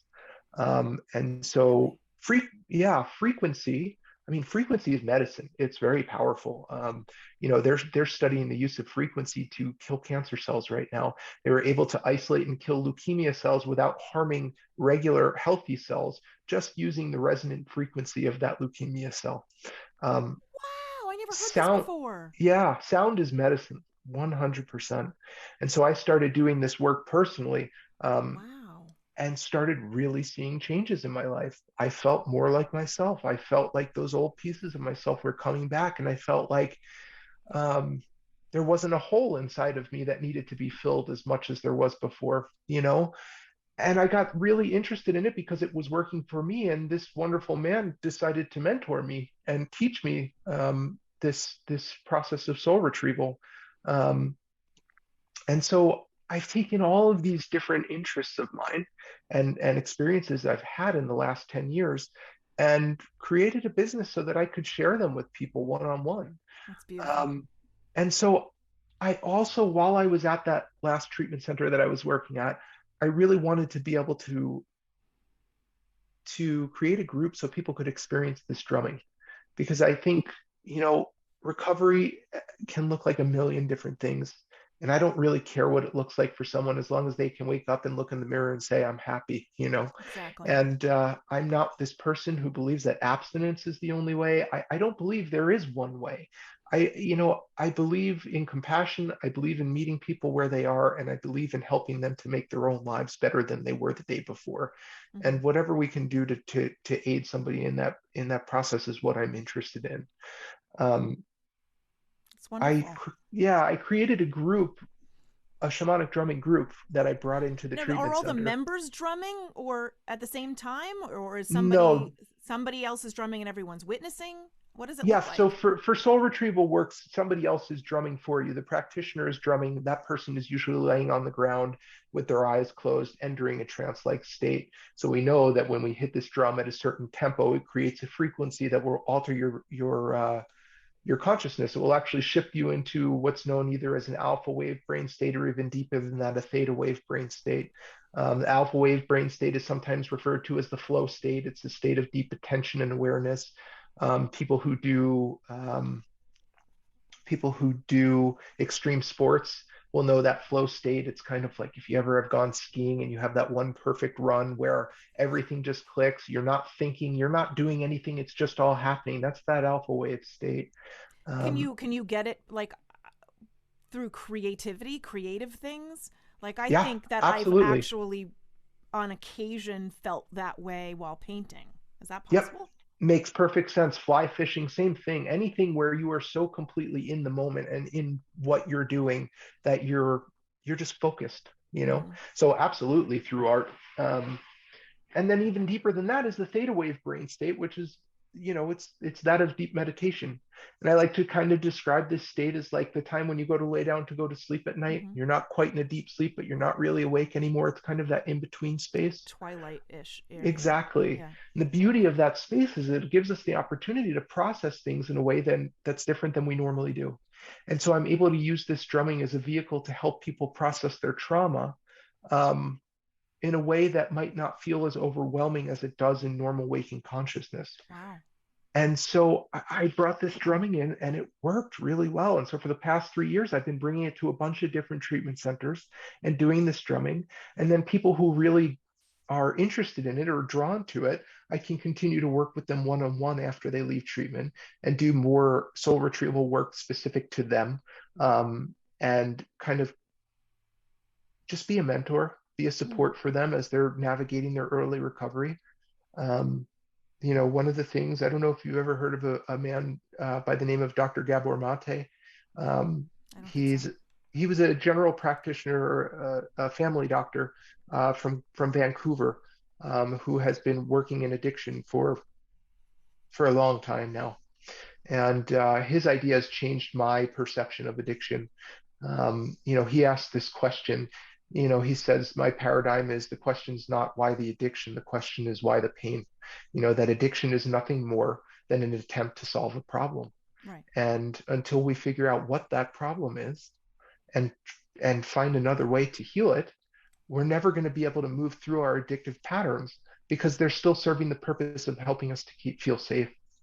And my focus with people and the focus of my work has really been helping people to wade through this trauma. Um, you know,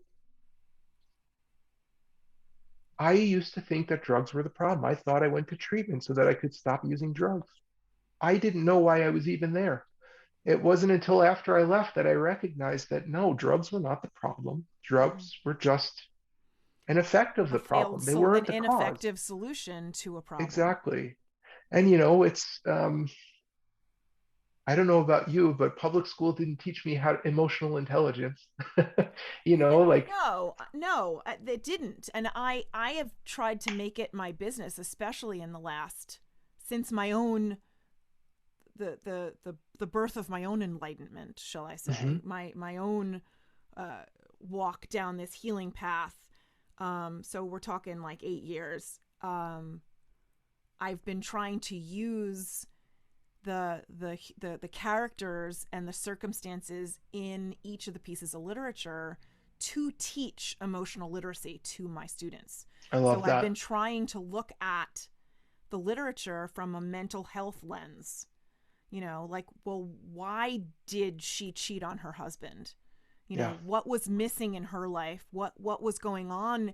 Let's look at that behavior. And what does this Hmm. remind us of?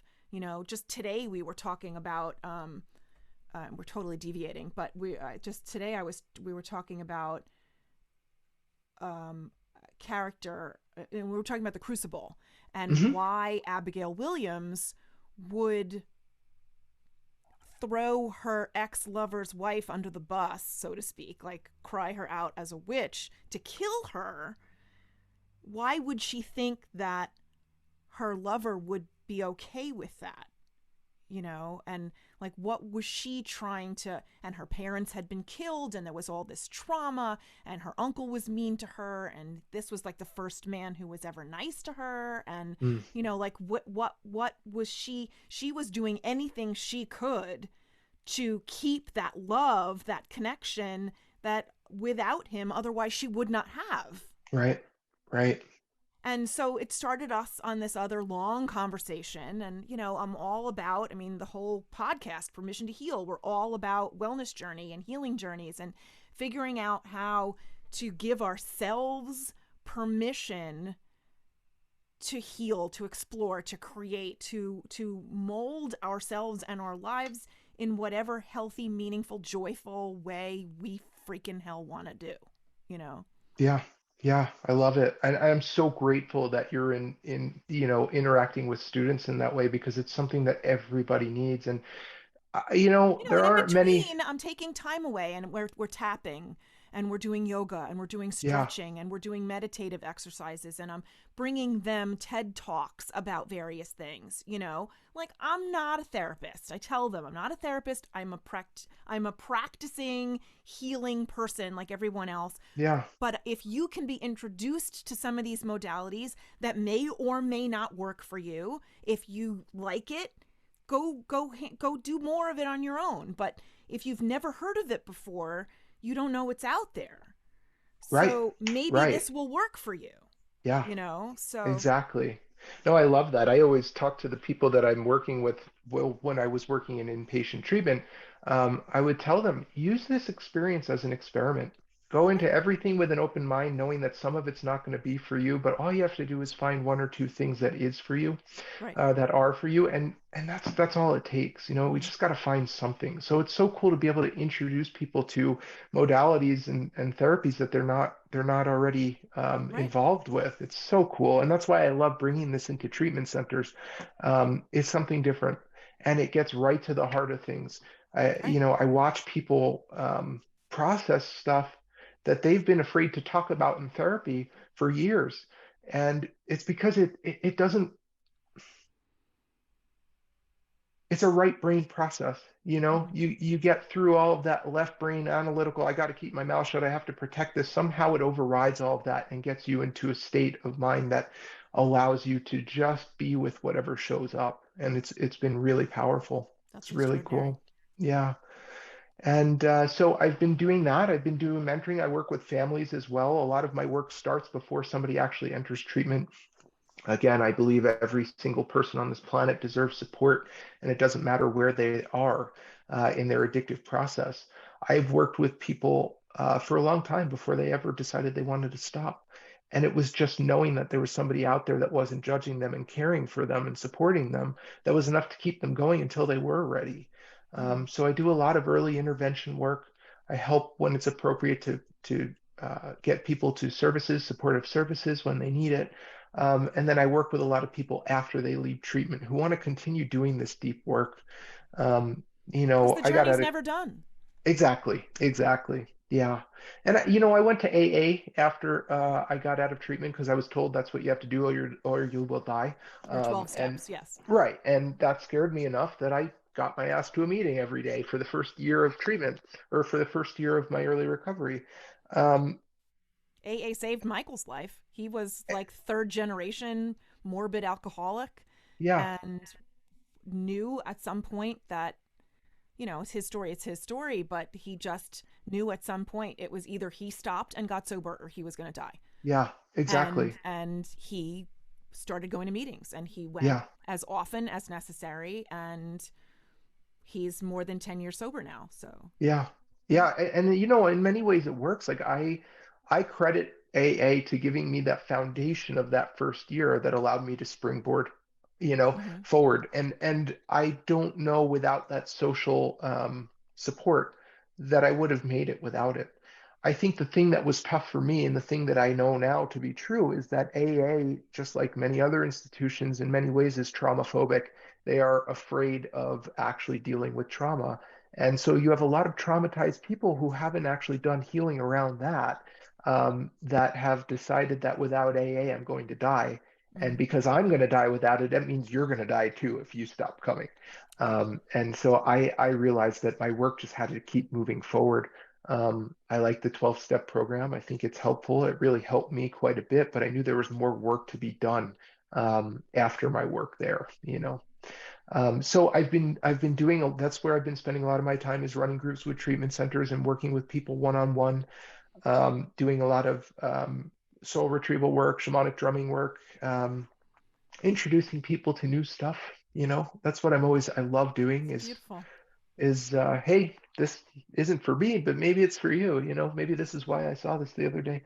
Um, and then I Exactly. also I am a firm believer that the universe guides us not only to what we need, but to so that we can be the conduits for other people. absolutely, absolutely. Yeah, just, and it feels good. It feels good Mm-hmm. when you're able to do that. I mean, Mm-hmm. service is selfless and selfish at the same time. Mm-hmm. It's a wonderful thing. Um, the other part of the work that I do now, like I was saying before, is I do integration work for people using ketamine therapy. Mm-hmm. Ketamine obviously is a completely legal medicine and is used in clinics around the country to help people who are struggling with depression, anxiety, PTSD, and suicidality.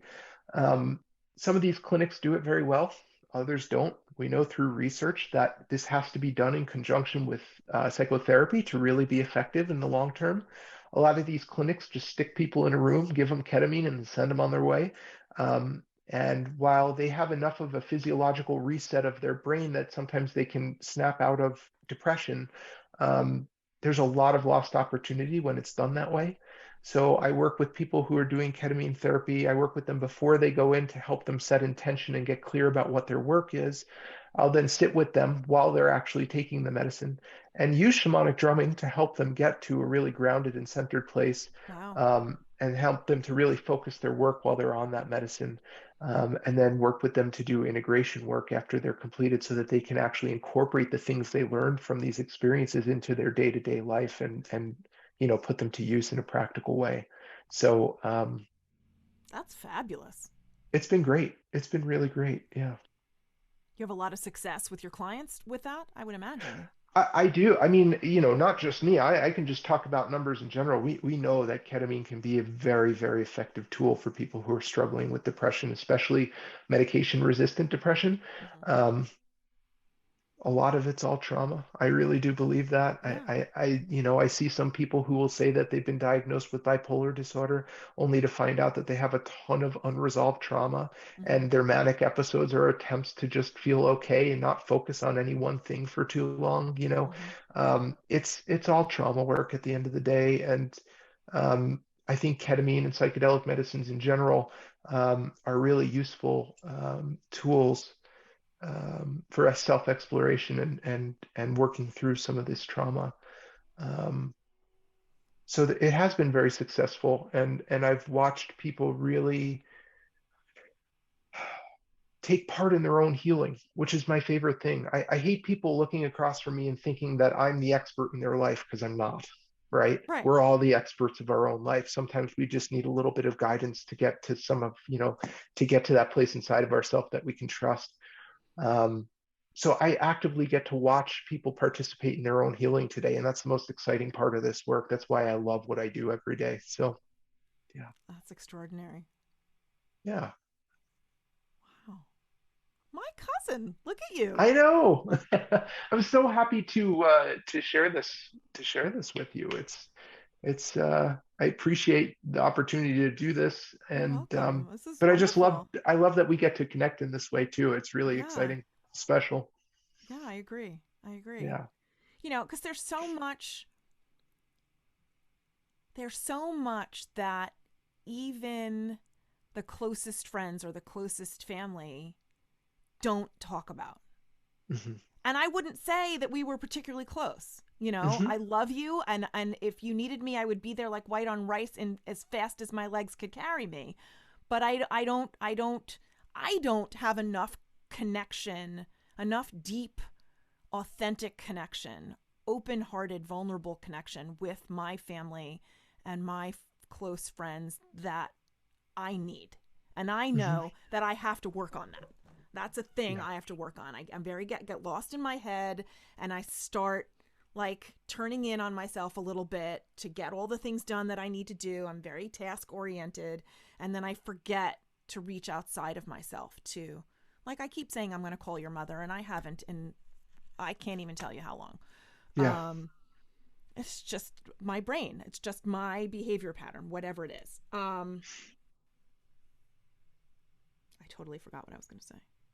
I don't know, but I'm guilty of the same thing, and I think most people are. You know, Yeah. we're the center of our universes, and our stories pull us in very quickly. And so, Oh, you it's know, true. It's yeah. true. But I think that now I remember what the through line was. I think that we really need to start asking and answering these deep, vulnerable questions. I crave this kind of a connection. Yeah. I've wanted for years to know really what the story was and how similar and different our stories would be. Hmm.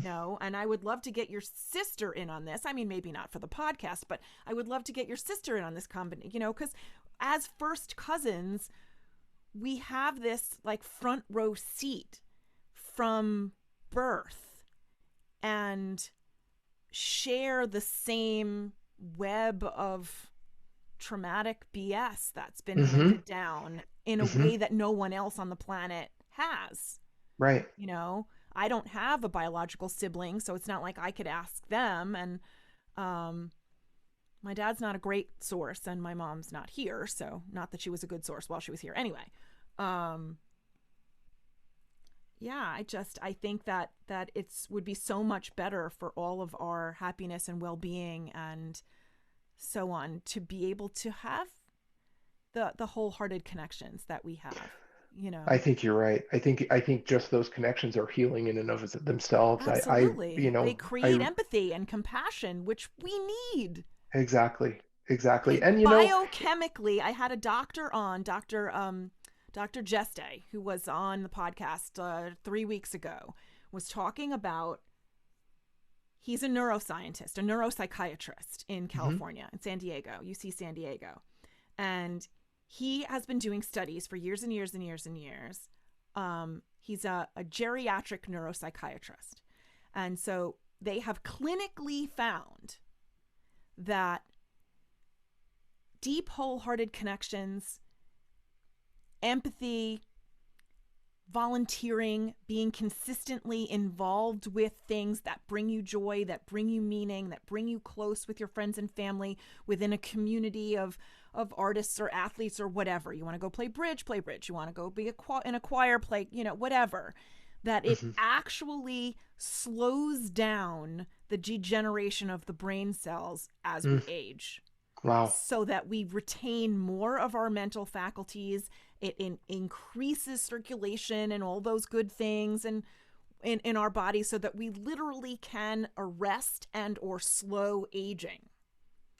Well, and that's why you look at these countries in Scandinavia that put the youngest people in their society with the oldest people in their Yes, society. in that conversation we were talking about that Yeah, exact thing, yeah. combining assisted living and daycare centers. Yeah, and Okinawa, Japan, that has the oldest population in the world. They take care of the young children when they're elderly. They all drink sake together during the Mm-hmm. day. They have lots of communal living activities, and I think it makes a world of difference. I mean, we're wired for connection, right? Babies that aren't held die. There's a Right, reason. It's right. we need it. We crave it. But at the Absolutely. same time, it's really easy to get lost in day-to-day life and Well, forget about it. especially in American life right now, like we've got our Puritan Christian European ancestors. Regardless of Hmm. the fact that we're European Jews, we still have been we're Americans. So Right, we've got this puritanical influence of like, you have to be independent, and you can't ask for help, and you need to be stoic and pull yourself up by your bootstraps, and I made it on my own, so you should make it on your own, and if you don't, there's something wrong with you. Like, right, that's like right. 17 levels of bullshit. You Well, and if you know, look at the people who are successful in that way, you look at the none of CEOs them of were companies, successful on their own, and none of right? them got there by themselves. Exactly. Well, and usually those people who are CEOs and heads of companies are highly traumatized individuals that learn to Yes, cope with their pain by overworking, right, exactly. you They're know? So workaholics. they're workaholics, exactly. Right. It's so interesting. I mean, it's such a it just does such a disservice to people. I feel like we're failing this experiment in many ways, and I'm very hopeful. I'm not a pessimistic person, Yeah.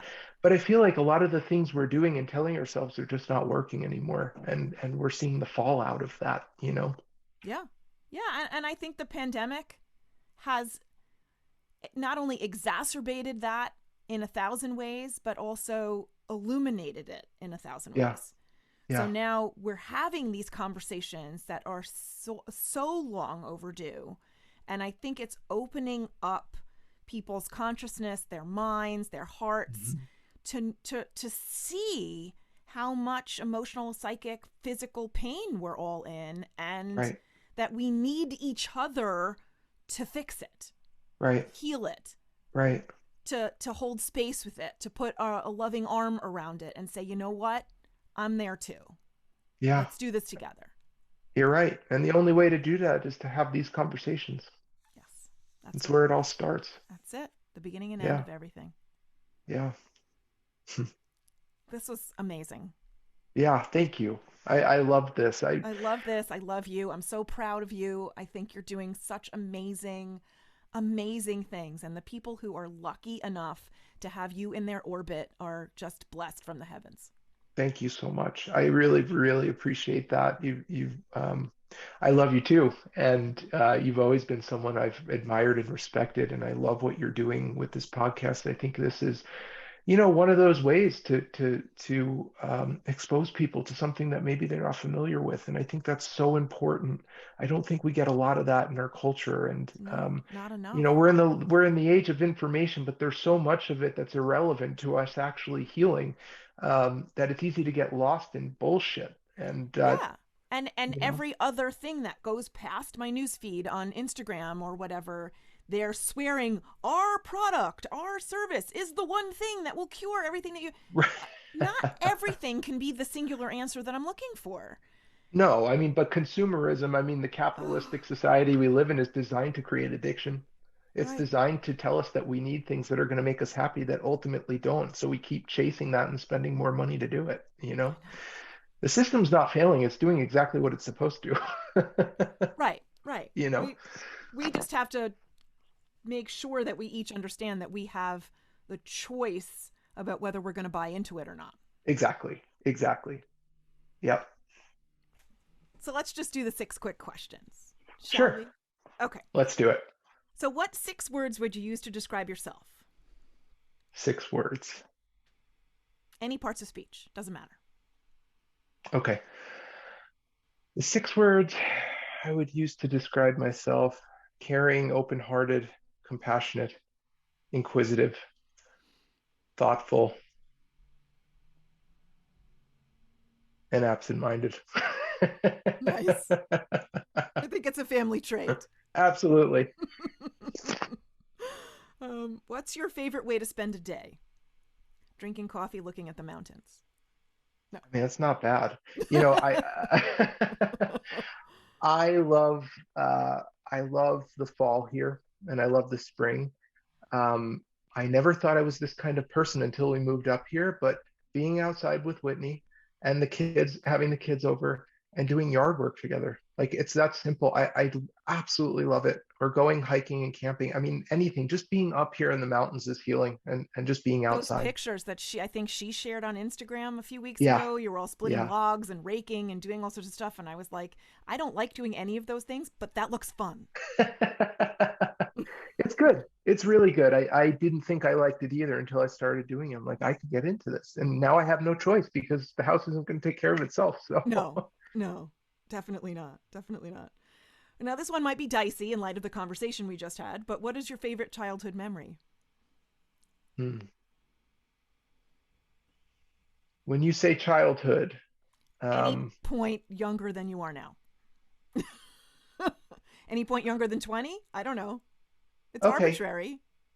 I'm going to tell you one of them. I mean, obviously, I have several, but I want to tell you this one because we're talking right now. One of my favorite childhood memories was actually when my parents would drop me off at your mom's house. Really? The weekends that we would spend together and swimming in the pool and watching TV and just hanging out. Yeah, I don't know. It's just really interesting. I think, the way your mom showed up as an aunt, I kind of felt not judged in the way that I sometimes did at home. Mm-hmm. I just felt safe there. And that definitely is one of my favorite memories. That and being dropped off at grandma and grandpa's house. Mm-hmm. Again, same feeling of safety, like just feeling that love all the time. Yeah. Um, watching Wheel of Fortune and eating cantaloupe in Grandma and Grandpa's kitchen, Right? that seemed, and getting 2 quarters to go down to the arcade to play 2 video games. It's just like stupid stuff that just Yeah. sticks out as good fun. Well, I could say the same. Like I didn't feel that non-judgmental safety in my own house, but I Sure. but I felt it in yours. Yeah. I felt Yeah. it with your parents. It's you so know, funny. Baking apple cake with your mom in the kitchen or matzo ball soup or just hanging out and talking. Like she was the pivotal person in my career journey. Yeah. And Yeah. And I remember when you came and lived with us for a while. yeah, I did. I Yeah. was like in between living arrangements, in between relationships. I had a job in New Jersey anyway, and I was working at the Livingston Mall, not so Yep. far from your house. And then Yep. sometimes in the mall in New Brunswick and sometimes the mall in Secaucus. But I was like the assistant manager of a men's clothing store that had all these branches. And they kept sending me Paramus, New Brunswick, Livingston. I just bounced. And your Yeah. parents' house was like right in the perfect spot to do all that from. And I just remember thinking it was the coolest thing that you came to live with us. It was I it was just great. loved it. I loved Yeah. it. I got to read Yeah. books and hang out with you and your sister Yeah. and have the normal, in air quotes, family life that I didn't ever have. Yeah. My parents' marriage was a disaster from the get Right. go. and we didn't ever eat dinner together, and they always fought, and they slept in separate rooms, and there was never a peace in that house at all. I always Yeah. felt unsafe. They fought. I used to hide in my closet with my teddy bear. Like, it was bad. I mean, not as bad, but I don't like to competitively catastrophize things, you know. Of course. Of course. Um, um, but I felt safe at Grandma and Grandpa's house. Yeah. I, would crawl into your mom's childhood bed in their house in Syosset and play like pretend games with Grandma, and we just had such a lovely time. I remember her feeding me oatmeal, HO instant oatmeal, which I still freaking eat every goddamn day of my life with milk and honey. Of course, now it's oat milk and not cow's milk, but whatever. Um, Right.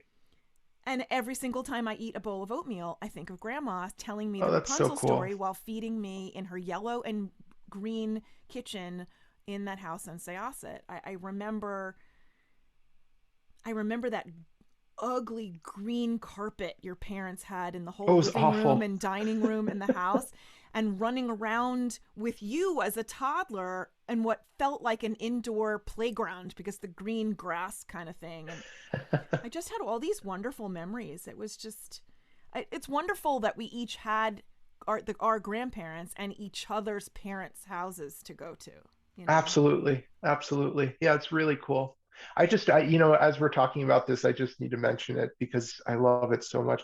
Our grandmother's humor, she Oh, could God. make me laugh. She was just so funny and just so loving, and Mm-hmm. just the hours she'd spend playing card games with us, and Mm-hmm. just I don't know. I definitely miss her. She was just so great. Yeah, Yeah. absolutely. And I loved that even as she got older and she was in her 80s, she would get her hair done and learn a Yeah. dirty joke before going to the cardiologist's office so that she would look Exactly. attractive for him because he was very handsome. And she wanted to make him blush and laugh with this, pornographic joke, whatever it was. I love it. I She was love it. just such a riot. She was a fashion forward amazing person. She wore, like, I remember going through her closet looking for something, and she was in her early 70s, and she was wearing an electric blue leather mini skirt. Like, whose grandma does that? She just never dressed like a grandma. She always, Hmm. jewelry and whatever. She was just amazing. She was. Yeah. Okay, so let's go to number 4. What is your favorite meal? Okay. So when we bought this house, um, whoever had lived here before um, left a grill that is probably 40 years old, and that was built by hand by somebody. Somebody actually constructed this thing out of a steel barrel, Wow. and anything that comes off that grill is my favorite meal. Like, you can't mess food up in that thing. It just, you can taste the 40 years of flavor that's been collecting in that Wow. thing. What's the It's fuel really good. source? Is it charcoal? Is it Charcoal, propane? Yeah. charcoal. Yeah. Yeah. Oh, it's so good. Oh, So I would say that, or I make a pretty mean red sauce. So anything with nice. that sauce, yeah. Well, when we come to Utah, I want something cooked in that barrel. You'll eat well. You'll eat well, definitely. Excellent. Okay. What one piece of advice would you like to give your younger self? Hmm. Tough in light. We just had over an hour of younger advice to our younger selves, but yeah. Yeah, I would say that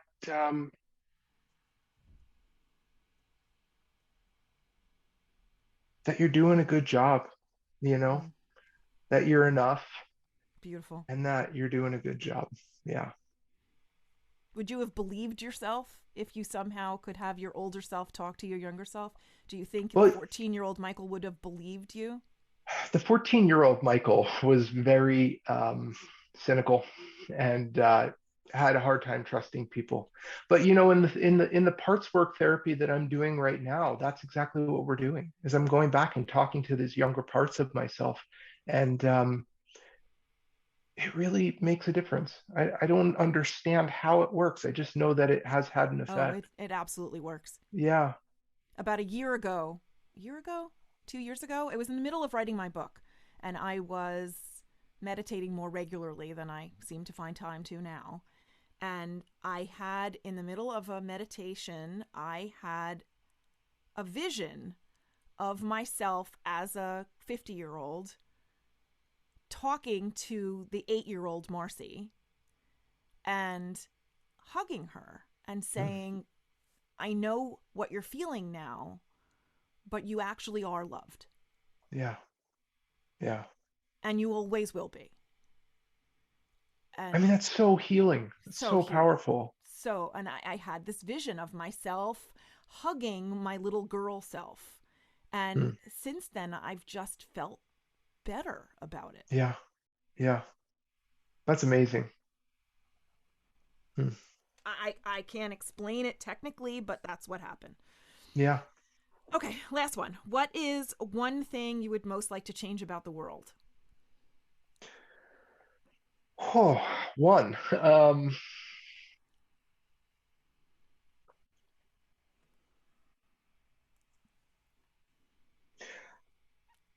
I would say it's what we were talking about before. I wish we could talk more deeply and more vulnerably with one another and not have to feel like we have to defend our position, but Mm-hmm. accept the fact that people with other opinions are their opinions are just as valid as ours, and be able to start a dialogue, because I Mm-hmm. think so much of the problems we see today is because we're not able to talk to one another anymore.